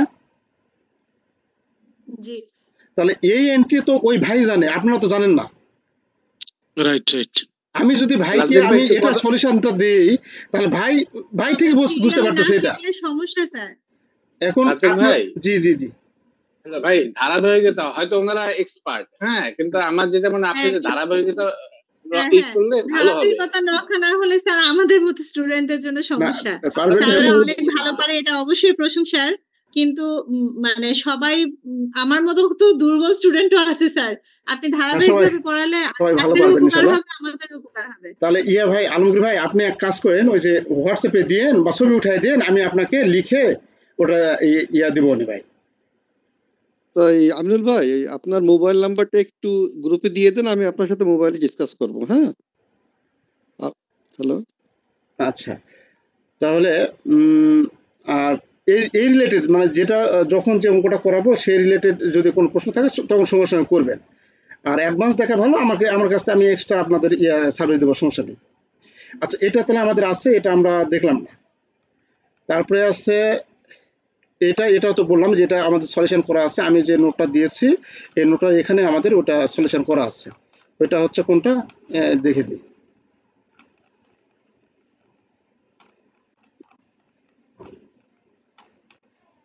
এই যে এটা 3 নম্বর এই অঙ্কটা নভেম্বর 11-তে আসলো, ওই যে সোল্ড 100 কুপন 250 বুক 10 কুপে এগুলো সব বলে দেওয়া আছে। এই অঙ্কটাই হচ্ছে এটা, ঠিক আছে? এই যে নভেম্বর 11 এই অঙ্কটা এখানে সলিউশন করে দেওয়া আছে, এখানে সলিউশন করে দেওয়া আছে, এটা একটু দেখবেন। কারণ একই অঙ্ক দুইবার করে দেখলে আমাদের সময় হবে না, আরো অনেক ধরনের আছে, অনেক অধ্যায় আছে, সেই অধ্যায়গুলো আগাইতে হবে। হ্যাঁ আচ্ছা তারপরে এটা গেল। এখান থেকে ওই আমাদের একই জার্নালাইজ পোস্ট পেপার, কারণ একই অঙ্ক 2007-এ যেটা আসছে এই টেক্সট বইয়ে আসছে। এখন না আপনাদের আমি এই সংশয়গুলো দূর করছি, কারণ আপনাদের মনে হতে পারে যে আমাদের টেক্সট রাজ্জাক ভাই হয়তো কোন অঙ্ক দিছে আর আমাদের হচ্ছে টেক্সট বইয়ে বোধহয় কোন ধরনের অঙ্ক আছে। এই সংশয়টা দূর করার জন্য আমি আপনাদের এখানে মূলত দেখাচ্ছি যে এগুলোর মধ্যে এই অঙ্কগুলো এখানে আছে। টেক্সট বই এই অঙ্কটা আমরা এটা করিনি, এই অঙ্কটা করিনি, তবে এই অঙ্কটা আমরা দেখতে পারি যেহেতু আমাদের জার্নাল যদি পারি তাহলে আমরা সব পারবো, লেজার পারবো, ট্রায়াল বেঞ্চ পারবো। দেখুন এখানে আমাদের বলা আছে 1 নম্বর জার্নাল কি হবে, এটা Mister Mofis started business with capital taka 1 লক্ষ টাকাতে বিজনেস শুরু করছে। তাহলে ক্যাশ ডেবিট ক্যাপিটাল ক্রেডিট, তাই না? ক্যাশ ডেবিট ক্যাপিটাল ক্রেডিট এই তো নাকি? আচ্ছা পেইড টাকা 12,000, 1 ইয়ার ইন্স্যুরেন্স 1 ইয়ার বলা আছে, এক মাসের অতিরিক্ত বলা আছে, তাহলে কি হবে এটা? Prepaid insurance. থ্যাংক ইউ তাহলে প্রিপেইড এটার জন্য লিখবো প্রিপেইড ইন্স্যুরেন্স ডেবিট আর ক্যাশ ক্রেডিট। হ্যাঁ তাহলে এটা কি হবে বলুন তো? প্রিপেইড ইন্স্যুরেন্স হচ্ছে ডেবিট আর ক্যাশ ক্রেডিট এর কি হবে, কি হিসাব এখানে আমাদের কোনটা বৃদ্ধি পেয়েছে আর কোনটা কমে গিয়েছে? হ্যাঁ এটা অ্যাসেট বৃদ্ধি পেয়েছে, অ্যাসেট কমছে। হ্যাঁ থ্যাংক ইউ। এখন দেখুন এখানে বলা আছে পারচেজ করছে, গুডস মানে পণ্য, যেটা ক্রয় বিক্রয় করে আমরা মুনাফা অর্জন করে থাকি। তাহলে পণ্য আমরা ক্রয় করেছি কত? 50,000 টাকা। এখানে কিন্তু কোনো সম্পদ ক্রয় করিনি, খেয়াল করুন। না তাহলে পণ্য গুডস ক্রয় করছি, পণ্য ক্রয় করলে পার্সেসই হবে। তাহলে আমরা লিখবো পার্সেস গুডস ফর টাকা এত, অফ হুইচ 20,000 কি করছি ক্যাশ, যার মধ্যে 20,000 টাকা নগদে দিয়েছি, 50,000 টাকা ক্রয় করেছি, 20,000 টাকা নগদে দিয়েছি। তাহলে আমরা লিখবো এখানে কি পার্সেস হচ্ছে ডেবিট, আমাদের ক্যাশ হচ্ছে ক্রেডিট, ক্যাশ করে যাচ্ছে কত 20,000, মোট ক্রয় হচ্ছে কত 50,000, আর বাদ বাকি 30,000 কি এমনি দিয়েছে, আমাদের মাংনা দিয়েছে, দেয়নি, অ্যাকাউন্টস পেয়েবল হবে। জি আব্দুল সালাম ভাই শুরু করবো আর কি, 5-6 মিনিটের মধ্যে শুরু করবো। আচ্ছা তাহলে এখানে আমাদের কি বৃদ্ধি পেলো বলুন তো? এখন এটা বলতে পারলে তাহলে চা নাস্তার ব্যবস্থা আছে না। এখানে আমাদের কি কি বৃদ্ধি পেলো? পার্সেস ডেবিট, তারপর হচ্ছে ক্যাশ হচ্ছে ক্রেডিট, তারপরে হচ্ছে অ্যাকাউন্টস পেয়েবল হচ্ছে ক্রেডিট। কোন সম্পদ মানে কোনটা কোন হিসাব বৃদ্ধি পেলো, কোনটা কমে গেল?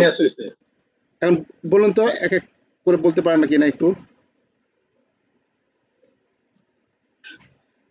এটা কি হয়েছে আর এটা কি হয়েছে?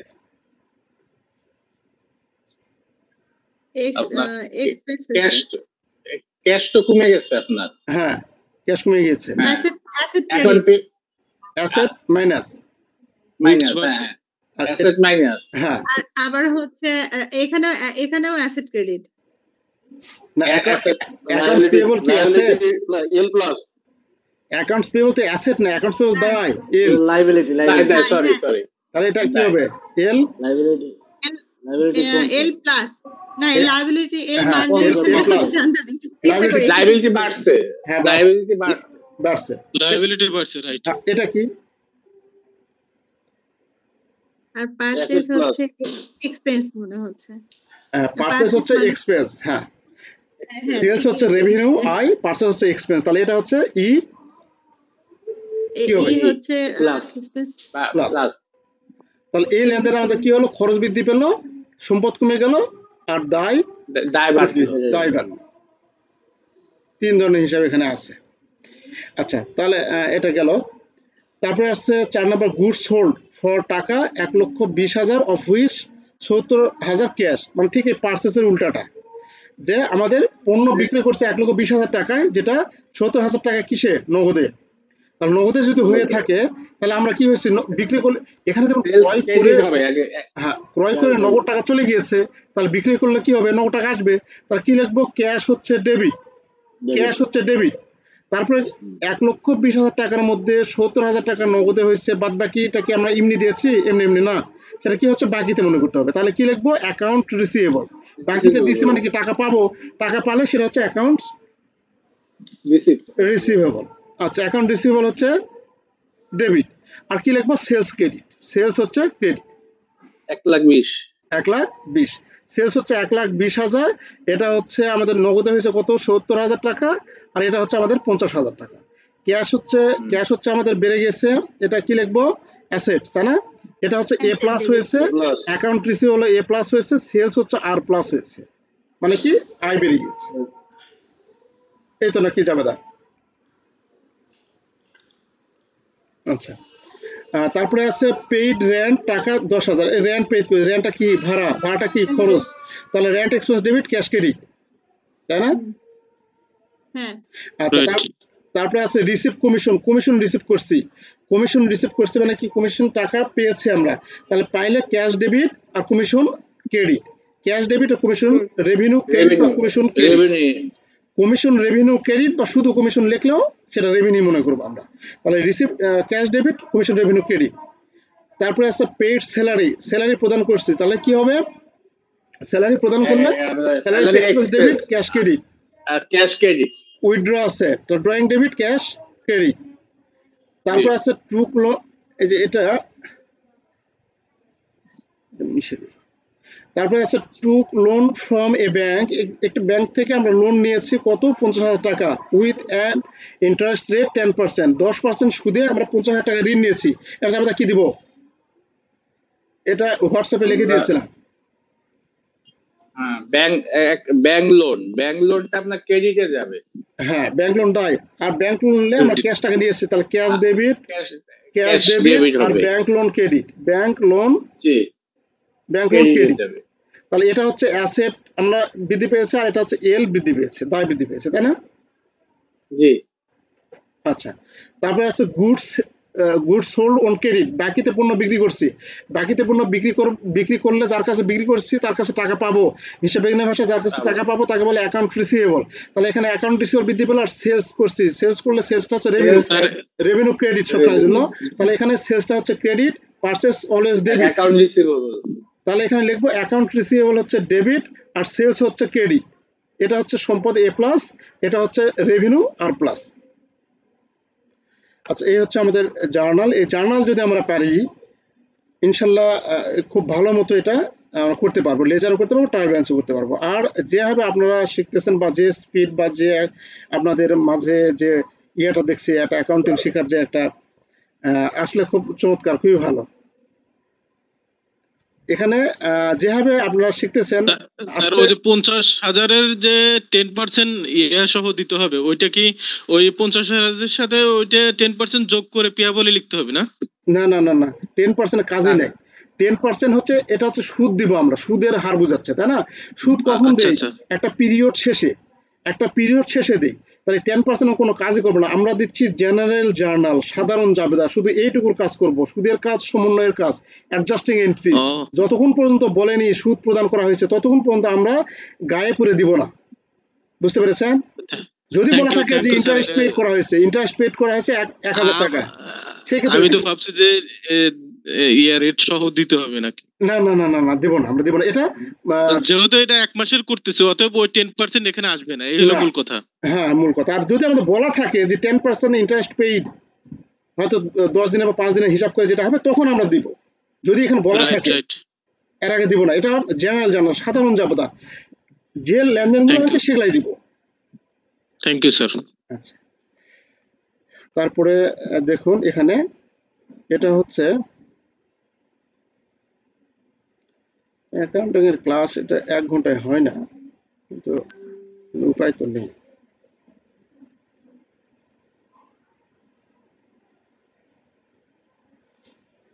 আচ্ছা, তারপরে দেখুন 4 নম্বরে, এটা আপনাদের টেক্সট বই আছে।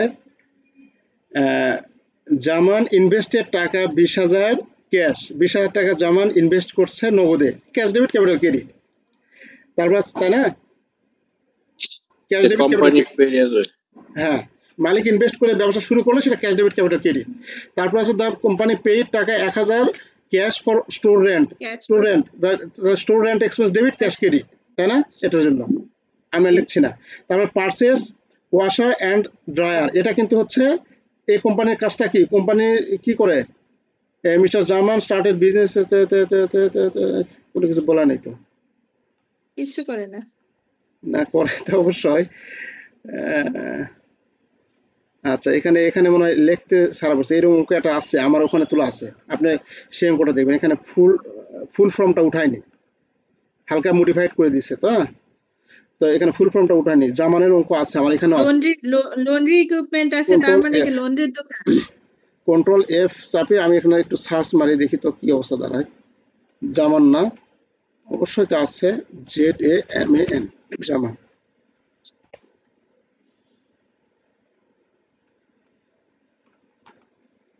অথবা এখানে কি জামানের আছে, কন্ট্রোল এফ,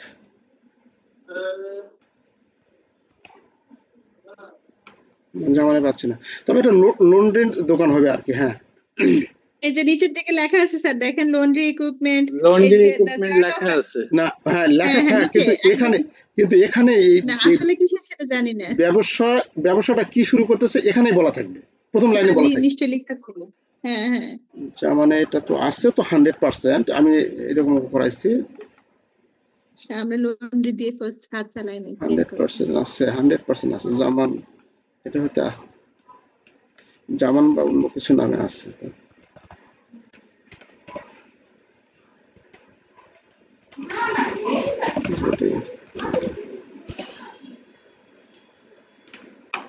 আচ্ছা, নাই,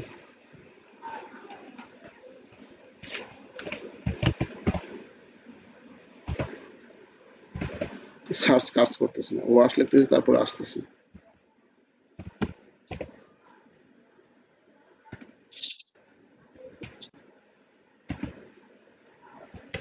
না এটা হচ্ছে না। আচ্ছা আছে, এটা মানে ওখানে লেখাই থাকবে ওয়াশিং আর কি। আর যাই হোক এই অঙ্কটা আমরা দেখি।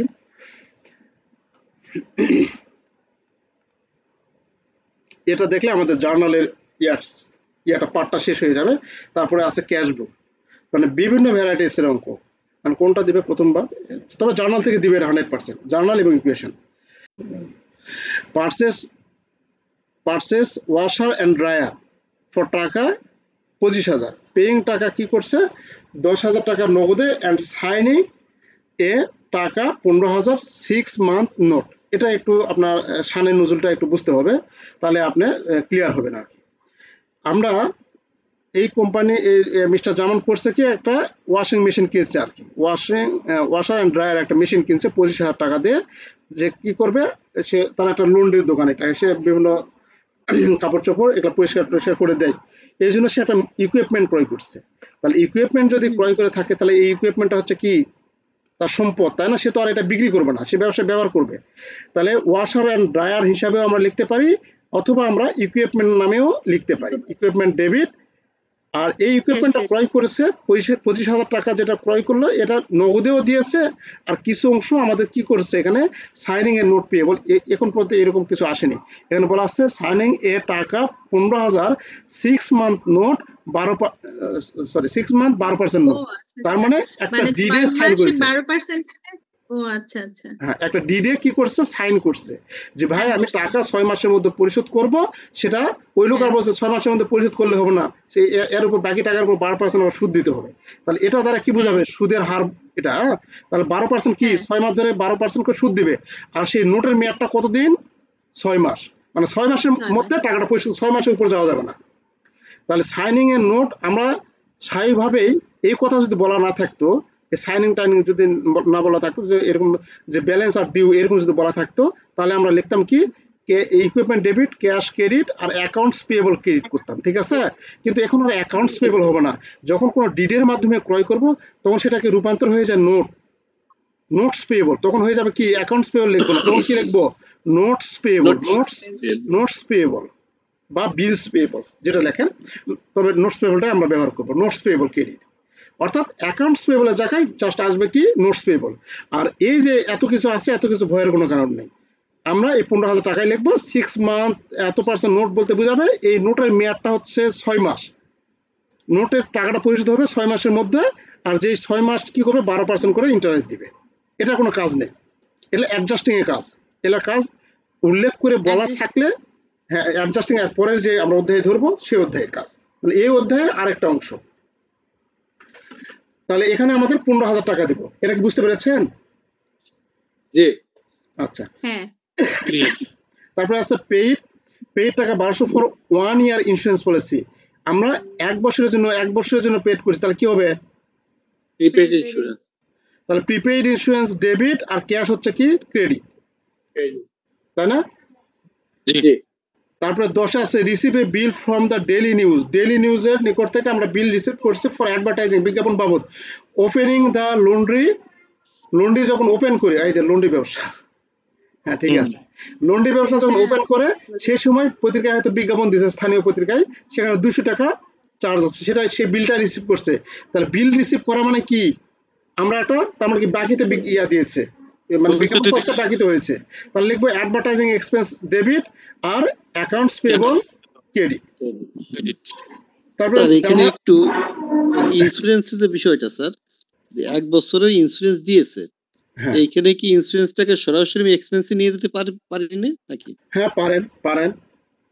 তাহলে তোমার ঝামেলা কমে যায় না দিয়ে। না ঝামেলা কেমনে কমবে, ঝামেলা কমবে না তো, না ওই প্রিপেইড না করে ঝামেলা তাতে একবারে ইন্স্যুরেন্স না বিজ্ঞান তো এখানে এটা করে শেষ না, আপনি ঝামেলা এড়াবার চাইলে আপনাকে ফাইনাল অ্যাকাউন্টে পর্যায়তে হবে, ঝামেলা তো না। আপনি যখন এটা ইন্স্যুরেন্স এক্সপেন্স লিখবেন, আপনার তো 1 মাস হয়ে গেছে, তখন অ্যাডজাস্টিং এন্ট্রিতে গিয়ে আপনি এটা ধরা পড়বে, যেটা তো পুরোটা তো খরচ হয়ে যায়নি, 1 মাসেরটা তো খরচ হয়ে গেছে। তখন আমাদের এই 1 বছরের মধ্যে কত খরচ হয়েছে 1 মাসের, তাহলে 11 মাসের অগ্রিম আছে, তখন আপনাকে অ্যাডজাস্টিং এন্ট্রি দিতে হবে আবার। প্রিপেইড ইন্স্যুরেন্স হচ্ছে ডেবিট, ইন্স্যুরেন্স এক্সপেন্স হচ্ছে ক্রেডিট। এটা ঝামেলা না, এটা পরের বার অ্যাডজাস্টিং যখন করবো। আরেক ভাই প্রশ্ন করেছিল যে আমাদের বইয়ে তো এইভাবে দেওয়া আছে, বইয়ে কি জন্য কিভাবে দেওয়া আছে সব ক্লিয়ার হয়ে যাবে। আমি স্টেপ বাই স্টেপ আপনাদের দেখাচ্ছি, একবারে আপনারা ক্লিয়ার হয়ে যাবেন যে কি জন্য দিব, কি জন্য দিব না। Okay sir, thank you. আচ্ছা, তারপরে এখানে বলা আছে যে জামান উইথড্র, এটা হচ্ছে, তারপরে বলি আমি আমাদের ব্যবসা ভেদে আমাদের কারবার, আমাদের দেশে তো বিভিন্ন রকম ব্যবসা আছে, বিভিন্ন রকম হিসাব ভেদে আছে, বিভিন্ন রকম ম্যানেজার হিসাব রক্ষক আছে। কোনো হিসাব রক্ষক মনে করে যখন আমরা অগ্রিম টাকা দিব সেটাকে প্রিপেইড লিখবো না, আমাদের যেহেতু খরচ হয়ে যাবে ওটাকে ইন্স্যুরেন্স এক্সপেন্স হিসেবে লিখবো। পরে যখন সমন্বয় করে তখন ওরা prepaid insurance debit, insurance expense credit করে। আর কোনো ব্যবসায় হিসাব রক্ষক সেটা ইন্স্যুরেন্স এক্সপেন্স, ওরা মনে করছে আমরা অগ্রিম দিচ্ছি, সেটা আমরা অগ্রিম হিসাবেই লিখবো। এটা ওই ব্যবসা প্রতিষ্ঠানের হিসাব রক্ষকের উপর মন মর্জির উপর নির্ভর করবে, বা ওই প্রতিষ্ঠানের পলিসির উপর নির্ভর করবে। বুঝতে পেরেছেন? আচ্ছা, এটা পরে এটা গভীর আলোচনা আমরা পরে দেখবো, অ্যাডজাস্টিং এ গেলে আপনারা ক্লিয়ার হয়ে যাবেন এটা সবগুলো। আচ্ছা, তাহলে জামান withdraw taka 700 cash for personal use, withdraw কথা বলা আছে ড্রয়িং ডেবিট ক্যাশ ক্রেডিট। তারপরে the company determine that cash receive for laundry service. Company এটা কি করলো, দেখলো যে ক্যাশ রিসিভ করছে for laundry service, laundry service cash receive করছে ফর দ্য মান্থ কত টাকা, 6200 টাকা, অর্থাৎ 6200 টাকা সেবা দিছে। তাহলে সেবা দিলে ক্যাশ পাইছে, তাকে ক্যাশ হচ্ছে ডেবিট 6200 টাকা, আর সার্ভিস রেভিনিউ ক্রেডিট 6200 টাকা। এটা হচ্ছে জাবেদা, সর্বশেষ এটা। এখন কথা হচ্ছে এখানে কি কি জিনিস, কি কি ব্যবহার করতে পারবো। যেমন এখানে ড্রায়ার অ্যান্ড ওয়াশার লিখছে না, আমি আপনাদের প্রথমে বললাম আপনি ড্রায়ার অ্যান্ড ওয়াশার ডেবিট লিখলে হবে, ইকুইপমেন্ট দেখলেও হবে, তাই না? শেষে এখানে কি কি অ্যাকাউন্ট আমরা নেম ব্যবহার করতে পারবো এখানে বলে দিচ্ছে। এই যে লন্ড্রি ইকুইপমেন্ট লিখতে হবে, ওটা শুধু ইকুইপমেন্ট লেখাও যাবে না, ওখানে লিখতে হবে কি লন্ড্রি ইকুইপমেন্ট, ড্রায়ার অ্যান্ড ওয়াশারও লেখা যাবে না। বুঝতে পেরেছেন? তাহলে আমি যেটা বলছি ওটা আমার মতো করে বলছি, কিন্তু ওরা যখন স্পেসিফাই করে দিবে এই হিসাব ব্যবহার করতে হবে, আপনাকে ওই হিসাবই ব্যবহার করতে হবে। এই যে প্রিপেইড ইন্স্যুরেন্সের কথা বলা আছে, আপনাকে প্রিপেইড ইন্স্যুরেন্স হিসাবে লিখতে হবে। ও আচ্ছা আচ্ছা, এবার বুঝছি। এই হিসাবগুলো ব্যবহার করতে হবে, মানে এই কথাগুলো লিখতে হবে। হ্যাঁ, এই কথাগুলোই লিখতে হবে। হ্যাঁ হ্যাঁ, ভালো হয়েছে, এরকম লিখতে ভালো। জি জি, তাহলে একটু রিপিট করবেন। এখানে আমাদের এই যে ইয়াগুলো আছে, এই যে আমরা বিভিন্ন হিসাবগুলো পালাম, আমরা আমাদের মন মর্জি মতো দিলাম। যেমন এখানে আমি প্রথমে বলেছিলাম যে washer and dryer debit cash credit এটা লিখলেও হবে, আবার ইকুইপমেন্ট ডেবিট ক্যাশ ক্রেডিট লিখলেও হবে। ওরা বলছে যে না, এখানে যে লেনদেনগুলো হয়েছে সেই লেনদেনগুলোর চার্ট এখানে কি কি হবে, অ্যাকাউন্টস অফ চার্ট, মানে হিসাবের যে চার্টটা এখানে দেওয়া আছে মিস্টার জামান যেটা নিম্নরূপ ভাবে ফলো করে আর কি। কি কি লেখে, ক্যাশ জামান ক্যাপিটাল লিখবে, জামান ক্যাপিটাল লিখতে হবে, শুধু ক্যাপিটাল লিখলে হবে না। তাহলে আমরা ক্যাপিটাল এখানে কি লিখবো, ক্যাশ ডেবিট জামান ক্যাপিটাল ক্রেডিট। এখানে আমরা কি লিখছিলাম মনে আছে, যে খালি ক্যাশ ডেবিট ক্যাপিটাল ক্রেডিট লিখছিলাম, কিন্তু ক্যাপিটাল শুধু লিখলে হবে না, কি লিখতে হবে, জামান ক্যাপিটাল। মানে লেজার গুলো ওরা নির্দিষ্ট করে লিখে দিচ্ছে। হ্যাঁ হ্যাঁ হ্যাঁ হ্যাঁ, এখানে জামান উইথড্র আছে, জামান উইথড্র আছে, আমরা লিখছিলাম কি ক্যাশ ডেবিট, ড্রয়িং ডেবিট আর ক্যাশ ক্রেডিট। ওখানে ড্রয়িং আর ডেবিট লেখা যাবে না, এখানে লিখতে হবে M Zaman drawing debit cash credit. বুঝতে পেরেছেন? আর এখানে স্টুডেন্ট আছে, স্টুডেন্ট আমি লিখছিলাম student expense debit cash credit, student লেখা যাবে না, লিখতে হবে কি rent expense debit, store mode লেখা যাবে না। লন্ড্রি যখন এই যে হ্যাঁ, ওরা প্রশ্নের পরেই লেখা থাকবে যে এইগুলো ইউজ করতে হবে না, কোন লেখা, এটা লেখা আছে, অন্যগুলো লেখা ছিল না, অন্যগুলো লেখা ছিল না, আপনার মতো আপনি দেন, মানে প্রাসঙ্গিক একটা হিসাব আপনি দেন। আর যদি লেখা থাকে তাহলে ওই হিসাবগুলো দিতে হবে। এই ওয়াশ অ্যান্ড ড্রায়ার আসলে আমি লিখছিলাম wash and dryer debit cash credit অথবা ইকুইপমেন্ট ডেবিট ক্যাশ ক্রেডিট, কিন্তু ওটা লেখা যাবে, দুইটার একটিও লেখা যাবে, লিখতে হবে কি লন্ড্রি ইকুইপমেন্ট, লন্ড্রি যন্ত্রপাতি ডেবিট ক্যাশ ক্রেডিট বা আর নোট পেবল ক্রেডিট। আর এই যে নোটের জন্য আমরা বিলস পেবল লিখতে পারি, ওনাকে বিলস পেবল লেখে, ওনাকে নোট পেবল লেখে, সেটা লেখা যাবে না, লিখতে হবে কি, লিখতে হবে নোট পেবলই লিখতে হবে। ওই যে প্রিপেইড ইন্স্যুরেন্স ভাই বললো যে এটা ইন্স্যুরেন্স এক্সপেন্স লিখতে পারি না, হ্যাঁ লিখতে পারি, কিন্তু এই প্রতিষ্ঠান প্রিপেইড ইন্স্যুরেন্স ওটা সাপোর্ট করে না, ও ইন্স্যুরেন্স এক্সপেন্স সাপোর্ট করে না, প্রিপেইড ইন্স্যুরেন্স সাপোর্ট করে, তাহলে প্রিপেইড ইন্স্যুরেন্স আমাদের লিখতে হবে, অ্যাডভার্টাইজিং এক্সপেন্স লিখতে হবে, অ্যাকাউন্টস পেয়েবল লিখতে হবে, সার্ভিস রেভিনিউ লিখতে হবে, শেষ। আচ্ছা, এটা কি মোটামুটি একটু ধারণা পেয়েছেন এই বিষয়গুলোতে? হ্যাঁ পেয়েছি, একটা কোশ্চেন ছিল আমার। জি জি জি জি জি, আচ্ছা, ওই এর আগে যখন আমরা শিখলাম, হ্যাঁ, যে নিচে নোট দিতে হবে, আপনি ইন অর্ডার টু, এটা কিভাবে হইলো, এইটার ভিতরে কি আমরা কোনো নোট দিব? ও আচ্ছা আচ্ছা, না না না, এখানে আমরা নোট নোট টোট দেবো না, ওইরকম জটিল তো কোনো কিছু প্রক্রিয়া নাই এখানে, এখানে নোট দেওয়ার দরকার নেই। আচ্ছা, তাহলে আপনার যদি ট্রায়াল ব্যালেন্স এগুলো উল্লেখ করা থাকে তাহলে ওই জায়গায় দিব, আর এই যে আপনার ট্রানজেকশন লেজার এগুলি থাকলে ওই জায়গায় নোট দিব না। না। আচ্ছা, এর যে টেক্সট বইয়ে জার্নাল সম্পর্কিত যে অঙ্কগুলো দেওয়া আছে এই অঙ্কগুলোই দেওয়া আছে। এখন কি এখান থেকে আপনার খুবই একটু একটু সাহস পেলেন না যে এগুলো যদি বই থাকে তাহলে তো আমরা পারি, এরকম একটা কি ব্যাপারটা দাঁড়ালো না? এইটুকু আপনাদের বই দেওয়া আছে, আমরা যাওয়া দাওয়া করলাম, আপনি একটু বাসায় প্র্যাকটিস করবেন, তারপর সমস্ত হোয়াটসঅ্যাপ আছে, হোয়াটসঅ্যাপ গ্রুপে আপনি ইয়া করবেন, আপনারা দেবেন, আমি অ্যান্সার দেবো। তারপরে দেখবো আমরা ক্যাশ বুক, যদিও এটা ইরেগুলার দিবে না মেবি, তারপর আপনাদের করেন না স্যার। আচ্ছা, তাহলে বাদে পাস করার থিওরি দেন। হ্যাঁ হ্যাঁ, এটা তাহলে করাবো না, আবার বলা যায় না কখন কি করে, এই জন্য। আচ্ছা, যাই হোক, এটা তাহলে বাদ থাকলো। তারপরে আমরা outside of text book, text বুকের বাইরে যে ইকুয়েশনের কোশ্চেনগুলো আছে এই ইকুয়েশনের কোশ্চেনগুলো নিয়ে মানে টেক্সট বুকের বাইরে বলতে এগুলাই টেক্সট বই পড়ছে, কারণ এখানেও তো যে জুন 19 এগুলো তো সব সলিউশন করে দেওয়া আছে, জুন 19 ইনকাম স্টেটমেন্ট করে দেওয়া আছে, এই 18 সালে এবার সব সালের কোশ্চেনই দেওয়া আছে এখানে। হ্যাঁ, তো এই কোশ্চেনগুলো আমরা আলোচনা করবো ইনশাল্লাহ। আমরা আগামী দিন ইকুয়েশন নিয়ে ফুললি একটা আলোচনা করব। সেকেন্ড পার্টের ভাইরা ফোন দিচ্ছে, ওরা ভাইরা একটু মন খারাপ করছে মনে হয়, দেখি। তাহলে আজকে তাহলে এখানে শেষ করি নাকি? আজকে তো আর ইয়া হচ্ছে না। আচ্ছা স্যার, আজকে ইকোনমিক্স হলো না, ইকোনমিক্স আমরা অন্য একদিন দেখবো। ইকোনমিক্স অল্প কয়টা অধ্যায় তো ইনশাল্লাহ আমাদের হয়ে যাবে। অ্যাকাউন্টিংটা বিশাল বড় একটা, যার কারণে একটু যে ভাইয়ের অ্যাকাউন্টিং নাই সে ভাই হয়তো রাগ করতেছে আমার উপরে, কিন্তু রাগ করেন না, কারণ ভাইদেরও ভালো ইয়া পাস করতে হবে আর কি। আমরা ইকোনমিক্সের অল্প কয়টা অধ্যায়, কঠিন জিনিস পাস করা যাবে। জি জি জি, আপনারা যে ভালো পারতেছেন, যে পারফরমেন্স দেখাচ্ছেন, আর আপনি যদি এই কথা বলেন তাহলে আমরা কই যাব? না, খুব ভালো, আপনারা খুব ভালো, খুবই ভালো, আমি অনেক প্লিজড আপনাদের উপরে। খুব দেখেন, চেষ্টা করেন। আমরা কেউ কি ইচ্ছা আছে মাঝে মাঝে আমরা গ্রুপ প্র্যাকটিস করি, তাহলে কিন্তু সুবিধা হবে, কেউ যদি ইন্টারেস্টেড থাকে। হ্যাঁ হ্যাঁ জি, ঠিক আছে, এটা গ্রুপে একটু দিবেন, যে যারা গ্রুপ প্র্যাকটিস করবেন তারা একটু গ্রুপে ইয়ে করবেন, তাহলে প্র্যাকটিস করলে নিজেদের মধ্যে বিষয়গুলো আর কি চলমান থাকে, তাহলে আমাদের ভুলে যাব না আর কি। হ্যাঁ হ্যাঁ হ্যাঁ। ভাই, ওই যে একটা এক্সেপশনাল জার্নালের কথা কে বলছিলেন প্লিজ? ওই যে 2020 সালে আসছে, যে সাপ্লাইজ রিটার্ন করা হয়েছে, আলাদিন ভাই মনে হয় বলছিল, আলাদিন ভাই।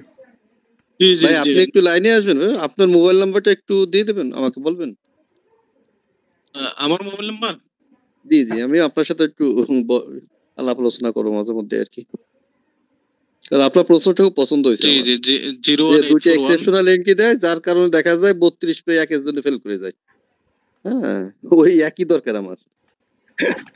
আচ্ছা আচ্ছা, আপনার নাম্বারটা একটু গ্রুপে দিয়ে দেবেন নাকি একটু বলবেন? বললে আমার মনে থাকবে। মোবাইল নাম্বারটা একটু বলবেন। আমি বলবো ভাই? হ্যাঁ, মোবাইল নাম্বারটা বলুন, অথবা আমার নাম্বারটা নেন। 01841 01841 তারপর 259223 259223। Thank you. আচ্ছা, এটা হচ্ছে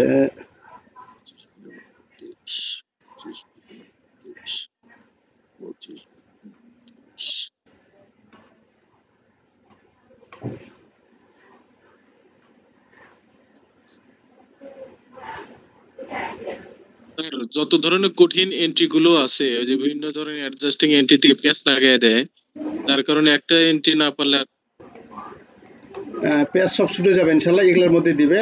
আর হচ্ছে ওই ধরনের এগুলোর মধ্যে থাকবে, পেজ যত পেজ আছে সব ছুটে যাবে ইনশাল্লাহ। ইনশাআল্লাহ ইনশাআল্লাহ, খুশি হইলাম। আচ্ছা, ওই যে যে অঙ্কটা কেবল করলাম না, ওই যে লন্ড্রি, এই দেখুন এটা হচ্ছে মিস্টার কনক নামে আসছিল, এটা হচ্ছে জুন 2013-তে আসছিল। ওই যে mister Kamal open campus laundry নামে ব্যবসা খুলছিল, ওই যে আমরা দেখেন বলা আছে 15,000 টাকা নোট পেয়েবল, ওরা নাম ধাম চেঞ্জ করে দিয়েছে, বুঝছেন? ওই যে কি কি হিসাব ব্যবহার করতে হবে, যে অ্যাকাউন্ট চার্ট অফ, এই যে তাই তো বলি যেটা তো থাকার কথা, এই যে ক্যাপিটাল, এই যে এই অঙ্কটা, এই যে লন্ড্রি ইকুইপমেন্ট, এই অঙ্কটা স্যার এটা টেক্সট, আগের শীটের 4 নম্বরে আছে স্যার। হ্যাঁ এটা আমাদের আপনাদের টেক্সট বইয়ে দেওয়া আছে, ও হ্যাঁ পাই। এটা এটা এটা এটা টেক্সট বইয়ে দেওয়া আছে। আর ভাই যে প্রশ্ন করলো ওটা আমি খুঁজে পাচ্ছি না, ওটা এখানে থাকার কথা, কারণ ওটা আমি তো পড়াইছি।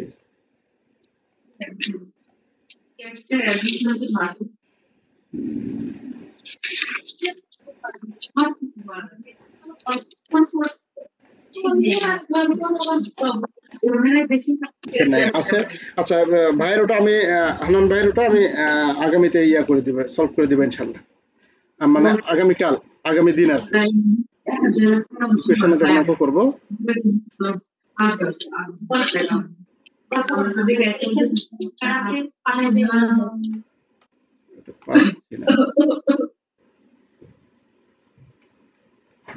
আচ্ছা আনন্দ ভাই, আমি বলি, আপনি আবার মন খারাপ করবেন না আমার পরে, যে ভাই বললো না, এত করে বললাম।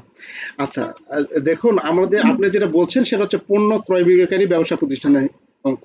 আমাদের হিসাব হয় দুই ধরনের, একটা হচ্ছে সেবামূলক ব্যবসা প্রতিষ্ঠান, আর একটা হচ্ছে পণ্য ক্রয় বিক্রয়কারী ব্যবসা প্রতিষ্ঠান। সেবামূলক ব্যবসা প্রতিষ্ঠান কোনগুলো? ডাক্তার, উকিল, ইঞ্জিনিয়ার, আর্কিটেকচার, এগুলা, হ্যাঁ এগুলা হচ্ছে সেবামূলক, এরা সেবা দিয়ে কি করে মুনাফা অর্জন করে বা অর্থ উপার্জন করে। আর পণ্য ক্রয় বিক্রয়কারী কোনগুলো? যেটা দোকানে লবণ, চাল, ডাল, তেল বিক্রি করে, অর্থাৎ পণ্য ক্রয় বিক্রয় করে যেটা মুনাফা অর্জন করে, সেটা হচ্ছে ক্রয় বিক্রয়কারী প্রতিষ্ঠান। তো আনন্দ ভাই যে প্রশ্নটা করেছে সেটা হচ্ছে পণ্য ক্রয় বিক্রয়কারী ব্যবসা প্রতিষ্ঠানে। ওখানে বলা আছে যে ওকে দিয়েছে এটা হচ্ছে, হ্যাঁ বলা আছে যে রিটার্ন টু সাপ্লায়ার, এখানে বলা আছে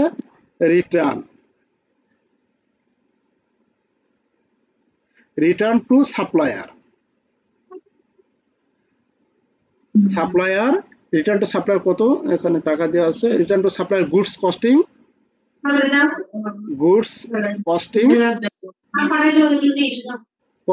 টাকা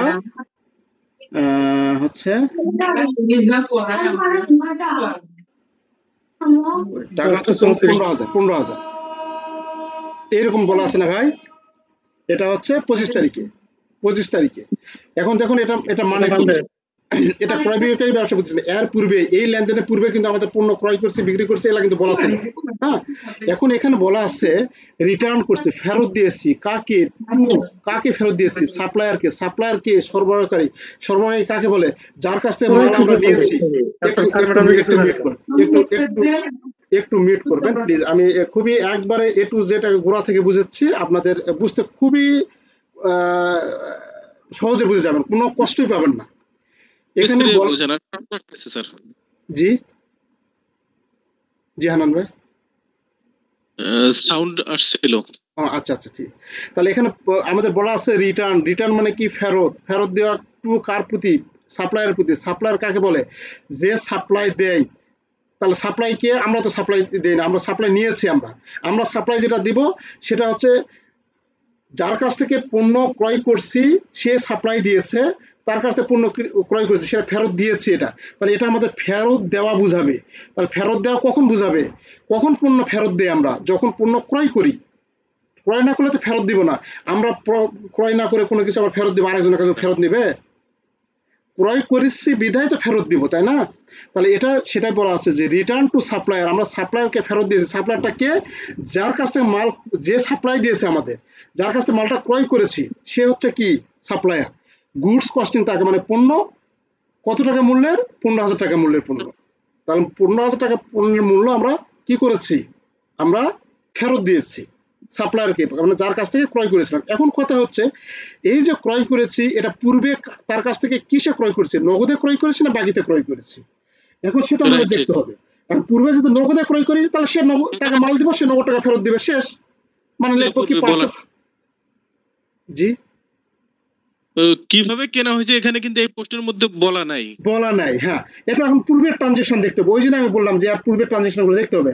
কারণ পূর্বের লেনদেন গুলো দেখো, এখানে আছে পার্সেস ওই যে 2 তারিখে দেখুন, 2 তারিখে আছে পার্সেস গুডস ফর রিসেল, টাকা 75,000 ক্যাশ নগদে, তাই না? আর কোনো পার্সেস ছিল না।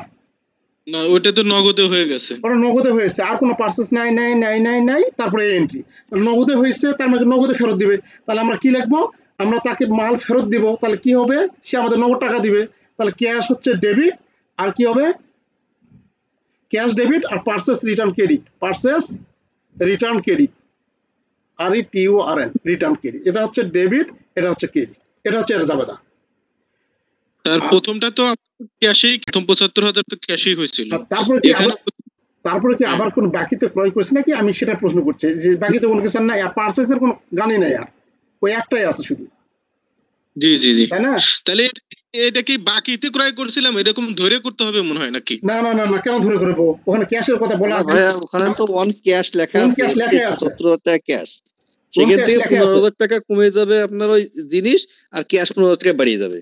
বলতেছি যে এটা রিটার্ন দিচ্ছি, এটা তাইলে কিভাবে ক্রয়, মানে বাকিতে ক্রয় করা হয়েছিল এরকম ধরেই ফেরত দেবো? না, আপনার লেখাই আছে ক্যাশে নগদে, উপরে তো লেখাই আছে। যদি ওখানে বাকিতে থাকতো তাহলে এখানে ক্যাশ হতো না, এখানে হতো কি, এখানে হতো অ্যাকাউন্টস পেয়েবল, মানে পাওনাদার কমে যেত। যেহেতু নগদে হয়েছে সেহেতু এখানে আমরা অ্যাকাউন্টস পেয়েবল লিখবো না, কি লিখবো? ক্যাশ হবে। বুঝতে পেরেছেন? জি। আচ্ছা, তারপরে একটা আছে, দেখুন, তারপরে একটা আছে, সেটা হচ্ছে গুডস রিটার্ন ফ্রম কাস্টমার। এরকম সুন্দর মতো বলা আছে, গুডস রিটার্ন, আজকে AIBB ক্লাসও হবে না, ওরা বাইরে খেপে যাবে। রিটার্ন ফ্রম কাস্টমার টাকা, কত টাকা? টাকা 25,000। তাহলে গুডস রিটার্নের মানেটা কি বলছে? গুডস পণ্য ফেরত কি দিয়েছি না নিছি? ফ্রম না টু যদি থাকে তাহলে দিয়েছি তার কাছে, ফ্রম যদি থাকে তার কাছে পাইছি, তার মানে ফেরত পাইছি। কারণ একজন ফেরত এমনি দিবে, তার কাছে তো বিক্রি করছিলাম, সেই পণ্য হয়েছে লিকেজ হয়েছে, ওজনে কম হয়েছে, বা ফাটে গেছে, বা কোনো কিছু হয়েছে, যার কারণে পণ্য ফেরত দিচ্ছে, তাই না? সেটা এইরকম। তাহলে আমরা পণ্য সেল করছিলাম, তার কাছে আমরা সেল করছিলাম, তাহলে সেল করছিলাম তার কাছে, সে পণ্যটা কি হয়েছে, কোনো কারণে সে পণ্যটা ত্রুটিযুক্ত হওয়ার কারণে পণ্যটা আমাদের ফেরত দিচ্ছে, আমরা ফেরত পাচ্ছি। তাহলে এখন দেখবো পূর্বে কি সেল ছিল সেটা। ওই যে দেখুন, সোল্ড 28 তারিখে দেখুন, সোল্ড গুডস বাই ক্যাশ, নগদে পণ্য বিক্রি করছিলাম, তাই না? On account, sold goods on account. আচ্ছা, এখন কথা হচ্ছে যে এখানে কোনটা দিব আমরা, যেহেতু কোনো কিছু বলা নাই, ক্যাশে নাকি আবার বাকিতেও ছিল। ওই যে উপরে দেখুন, ধরুন 4 তারিখে গুডস সোল্ড অন অ্যাকাউন্ট 1,50,000, ওখানে কিন্তু বাকিতেও আছে, তাই না? জি, বাকিতে ওইটাই ধরে করতে হবে মনে হয়। এখন বাকি, হ্যাঁ, এটা আমি আপনাকে বলতে চাচ্ছি যে অঙ্কে নগদ এবং বাকি দুটাই আছে, সেক্ষেত্রে কোনটা ধরবো? বাকি ধরতে হবে আপনাকে। তাহলে যখন বাকিতে যখন আমরা বিক্রি করি তখন লিখছিলাম অ্যাকাউন্ট রিসিভেবল ডেবিট, আর সেলস হচ্ছে ক্রেডিট। তাহলে এখন সেটা যখন ফেরত দিয়েছে, তাহলে তখন আমরা কি লিখবো? তখন এর উল্টাটা যাবে, হবে। তাহলে অ্যাকাউন্ট রিসিভেবল কমে যাবে, কি হবে? সেলস রিটার্ন ডেবিট যখন ফেরত হবে, এটা মাথায় রাখবেন, ক্রয়ের ফেরত আপনাকে ওখানে লিখতে হবে পার্সেস রিটার্ন, আর সেলস ফেরত সেটা মানে বিক্রয় ফেরত, সেটাকে লিখতে হবে সেলস রিটার্ন, আর অ্যাকাউন্ট রিসিভেবল ক্রেডিট। স্যার এখানে আমার সেলস আর অ্যাকাউন্ট রিসিভেবল ক্রেডিট হলো, বাট আমার যখন গুডসটা যখন ঢুকলো ভিতরে, তখন সেই ক্ষেত্রে তোমার স্টকের পরিবর্তন হলো, এই ক্ষেত্রে কি স্টকে কোনো এন্ট্রি হবে নাকি? স্টকের আমার তো জিনিসটাও আসলো, আমার ওখানে সেলস আর রিসিভেবল দুটোই হলো, এখানে তো বস্তুগত কিছুই না, বাট আমার যে জিনিসটা বেরোয় গেছিল আবার জিনিসটা আসলো, এই ক্ষেত্রেই কোনো এন্ট্রি হবে না নাকি? সে এন্ট্রি তো দিলাম, এটা না, এন্ট্রি তো দিলাম সেল আর হ্যাঁ, আমার এখানে তো টাকার হলো, কিন্তু ওই যে জিনিসটা আসলো আমার, আচ্ছা, সেল দিছিলাম, সেল ফেরত আসলো, কি জিনিস? আচ্ছা, সেটা হচ্ছে আরেকটা অধ্যায়, সেটা কস্ট প্রাইস লেখা, এখানে সেটা কস্ট প্রাইস লেখা থাকে। তখন তার জন্য আমরা আরেকটা অধ্যায় আছে, মার্চেন্ডাইজ ইনভেন্টরি অধ্যায়, বা তখন আমরা আলাদা এন্ট্রি দিব যদি আমাদের কস্ট প্রাইস লেখা থাকতো। কস্ট প্রাইস হচ্ছে কত, 100 টাকা, যেটা ফেরত আসলো সেটা কস্ট প্রাইস 100, তখন আমাদের বিক্রয় মূল্য দিলাম, যখন কস্ট প্রাইসে যেটা ফেরত আসলো তখন আমরা লিখতাম এইভাবে মার্চেন্ডাইজ ইনভেন্টরি ডেবিট আর হচ্ছে cost of goods sold credit. ধরেন জিনিসটা এরকম হলো যে তিনি করলো 100 টাকা চাল বিক্রি করলো, সেখান থেকে 50 টাকা চাল রিটার্ন আসলো। হ্যাঁ, আমার স্টকে গুডস ছিল, রাইস ছিল আমার। এখন সেল আর বাকিতে করলে রিসিভেবল উৎপত্তি হলো, কিন্তু আমার চালির যে স্টকটা ছিল সেখান থেকে কোনো এন্ট্রি হবে না? হ্যাঁ 100% হবে না কেন? তাহলে তো আমার এখানে তো দুইটা এন্ট্রি লিমিটেড হলো না, সেল আর রিসিভেবল। দুইটা এন্ট্রি দিতে এরপর হবে। তো আমার না সেল আর রিসিভেবল তো হলো, আমার তো আরো এন্ট্রি হবে। হ্যাঁ আরো এন্ট্রি হবে। এটা হচ্ছে আপনি যেটা বলতেছেন সেটা হচ্ছে আপনার আমাদের দুই ধরনের হিসাব রক্ষণ পদ্ধতি আছে। একটা হচ্ছে পিরিয়ডিক ইনভেন্টরি সিস্টেম, আর একটা হচ্ছে perpetual inventory system. Periodic inventory সিস্টেমে শুধুমাত্র মালের হিসাব জানি আমরা, এই একটা এন্ট্রি দিই। পারপেচুয়াল ইনভেন্টরি সিস্টেমে আমাদের বিক্রয় মূল্য দিতে হবে এবং ক্রয় মূল্য দিতে হবে। আপনি যেটা বললেন এই সে কস্ট প্রাইস অঙ্কের মধ্যে লেখাই থাকবে কস্ট প্রাইস এত, তো কস্ট প্রাইস এখানে অঙ্কের মধ্যে কোনো কিছু বলা নাই, কত টাকা মূল্য ছিল, যে পণ্যটা বিক্রয় করেছিলাম সেটা কিনা ছিল কত টাকাতে সেটা বলা নাই এখানে। কারেক্ট। যেখানে যদি আমার উল্লেখ থাকতো যে আমার স্টকে প্রথমে আছে 1000 টাকা চাল আছে, কিন্তু এখন যেহেতু এইটা উল্লেখ নাই যার কারণে এটা আমার মাথায় আনার দরকার নাই। এখন ওই যে আমাদের আমিনুল ভাই নাকি একটা প্রশ্ন করছিল জটিল এই জিনিসগুলো একটু উনি ক্লিয়ার করলে ওই 32 পরে 1 মন হয়ে স্যার পেয়ে যাবো আমরা স্যার। কারণ এটা চিনতে করে হলে অনেক সময় নষ্ট হয়। এটা এই ঘটনাগুলো যে আপনি যে বলতেছেন এভাবে বললে সময়গুলো নষ্ট হবে না। যে চিন্তা যে চিন্তা আপনি করছেন অঙ্কে, এটা খুব অ্যাডভান্স লেভেলের। পরীক্ষার হলে আমি দেখছি ডিপ্লোমায় বেসিক্যালি, আমি এখন অ্যাকাউন্টিং পরীক্ষা দিনেই টাইম ম্যানেজমেন্টটাই বিষয় আমি যা দেখলাম। কারণ এখানে যারা পরীক্ষা হলে যায় ন্যূনতম কিছু না কিছু লিখে আসতে পারে, কিন্তু ওই প্রশ্ন সিলেকশন আর টাইম ম্যানেজমেন্টটা হলে বিষয়ে দাঁড়ায়। এই জন্য সময়টা খুব গুরুত্বপূর্ণ। মফিদুল ভাই কি কমার্সে ছিলেন নাকি? আমি সায়েন্সের স্টুডেন্ট। বাহ, খুব মারাত্মক প্রশ্ন আপনি করতেছেন, মানে জটিল প্রশ্ন। মানে আপনার প্রশ্ন দেখে বোঝা যাচ্ছে যে আপনি আসলে মানে মারাত্মক লেভেলে আপনার আছেন। হ্যাঁ আমার তো এগুলো মানে মাথায় মানে প্রশ্ন আসতেছে, আমি একটা ব্যবসা করতেছি, সেল করতেছি, রিসিভেবল আছে, কিন্তু আমার স্টকের মালও তো কমতেছে, অবশ্যই তো তার একটা এন্ট্রি আসবে। জি ঠিক আছে। এই জন্য প্রশ্নটা আসলে তাই করলাম। ওই অধ্যায়টা এখানে দেওয়া নাই, হ্যাঁ এই আপনাদের বইয়ে দেওয়া নাই। আমরা এই টাইপের কয়েকটা অঙ্ক, একটা কি দুইটা যদি ভাইরা যেটা বলে স্যার, আমরা তো আমি কাছে স্টুডেন্ট, হ্যাঁ তাহলে এগুলি একদিন একটা ক্লাস নেন স্যার, মানে ধারাবাহিকতা ভাবে। নেব সমস্যা নেই, কিন্তু আপনাদের ওটা কিন্তু সিলেবাসের বাইরে, সমস্যা নাই। আমি যে আলোচনা হবে সিলেবাসের বাইরে, সিলেবাসের মধ্যে থাকবে না। ও তাইলে স্যার কারণ এটা আপনাদের মার্চেন্ডাইজ ইনভেন্টরি আপনাদের সিলেবাসের মধ্যে নাই। এটা ভাই জানার জন্য, ভাই হয়তো অ্যাডভান্স লেভেলের জানার জন্য এই ইয়াটা করছে আর কি। ও আচ্ছা ঠিক আছে, কোনো সমস্যা নেই। অনেক সময় থাকে যে শর্ট নোট লিখতেই হয়, এই যেহেতু কিছু টুকটাক জিনিস থাকলে ওই টিকা লিখে ভালো নম্বর পাওয়া যায় আর কি। না শর্ট নোটের জন্য তো আলাদা ভাবেই তো ওই যে থিওরির ভিতরে তো থাকে আছে, তারপরে এরকম আলোচনা করলে দেখা যায় কিছু ওই একটু বেশি লেখে থেকে আসলে হয়। ডিপ্লোমায় তো মনে হয় পেজ আমি দেখছি একটু বেশি লিখলে মনে হয় পাস করে যাওয়া যায়। আমি ওই প্রথমবার দ্বিতীয়বারেই পাস করতে 5টায় আপনার ইংলিশে লিখছিলাম, তারপরে দেখলাম যে ঘটনা কি পাস করলাম মাত্র 2টায়, তারপর আবার বাংলায় মোটামুটি লিখে আসলাম, মনের মাধুরী মিশাইয়া পাস করে গেলাম। বাংলাতে ভাই কি বাংলায় পরীক্ষা দিছিলেন? আমি প্রথম ইংলিশে দিয়ে 2টে পাস করিয়া আমি ওই জিআইএফটা অ্যাটেন্ডই করি নাই, আর দিতাম তাতে খুব কষ্ট পাইছিলাম। তারপর এবার 3টে তো বাংলায় দিয়ে দিলাম, এইবার তো 3টে পাস করে গেলাম। তাই কি কিসে পাস করছেন এবার ভাই? আমার শুধু অ্যাকাউন্টিং বাদে সবই পাস, আর জিআইএফটা পড়তে ভালো লাগতো না, ওই অ্যাটেন্ড করতাম। মানে আপনি কি ওই যে ওইটা দেন নাই, ওই যে জিআইএফ? না আমি দিইনি। ও আচ্ছা, এটা কি অনেক সহজ ছিল? না ওটা পড়ে ও ইতিহাস আমার যেন কি রকম, মানে আমার একবার অ্যাটেন্ড করছিলাম, তারপরে দেখি যে কিরম সেকেন্ড পার্টে জিএফআই আছে, সমস্যা নাই, অনেক ইজি লাগবে আপনাকে, দেখবো ইনশাআল্লাহ জিএফআই দেখবো। সেকেন্ড পার্টে কি বাংলায় দিছিলেন ওই যে মনিটারি ফিনান্সিয়াল সিস্টেম? আমার এই যে আমি ওই যে আপনার মনিটারি আর কমিউনিকেশন একবার ইংলিশে পাস করে গেছিলাম, আর এই যে সেকেন্ড টাইমে আরো 3টে বাংলায় দিয়ে 3টে পাস করে গেছি, ওই জিআইএফ আমি সেকেন্ড টাইমে অ্যাটেন্ড করিনি। না আমি বলতে চাচ্ছিলাম ওই যে কি না, মানে মনিটরি ইংলিশই আর কমিউনিকেশন তো মাস্ট, আর বাদ বাকি বাংলায় আপনি দিয়ে দিছি।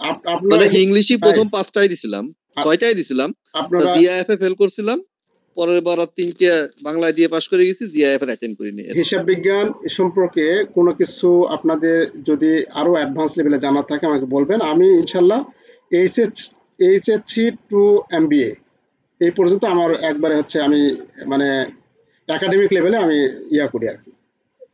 আর তারপরেও স্যার যেটা ভালো হয়, আপনারও একটু সহজ হবে যে কারো যদি কোনো রকমের প্রশ্ন অ্যারাইজ করে, আমরা নিজে নিজেরা যদি আগে ওটা ফোনে ফোনে আলাপ করে নিই, তাহলে দেখা যায় হ্যাঁ, সে সুবিধে হয়ে যায়, সেইটাই বোধহয় ভালো এই আর কি। আচ্ছা, এটা ওই গ্রুপে সবার হ্যাঁ মোবাইল নাম্বার গুলো দিয়ে দিল, সবাই সবার সাথে আলোচনা। ইয়া করতে চান, আর যার কাছে হয়তো কোনো গ্রুপের মেসেজ বিরক্ত লাগবে একটু ইয়া মিউট করে রাখবে। না, ধরেন একজন একটা এন্ট্রি বুঝতেছে না, হোয়াটসঅ্যাপে দিয়ে দিল যে অমুক সালের অমুক ইসের এই যে অঙ্কটা ছিল, এইটা যদি কোনো ভাই পারেন আমার মোবাইল নাম্বার আমার সাথে আলাপ করেন। আমার মনে হয় এইভাবে মনে হয় সিস্টেমটা করলে আপনার কষ্ট কম হবে স্যার, আর আমাদের ভালো হবে অনেক করে নিয়ে এই আর কি।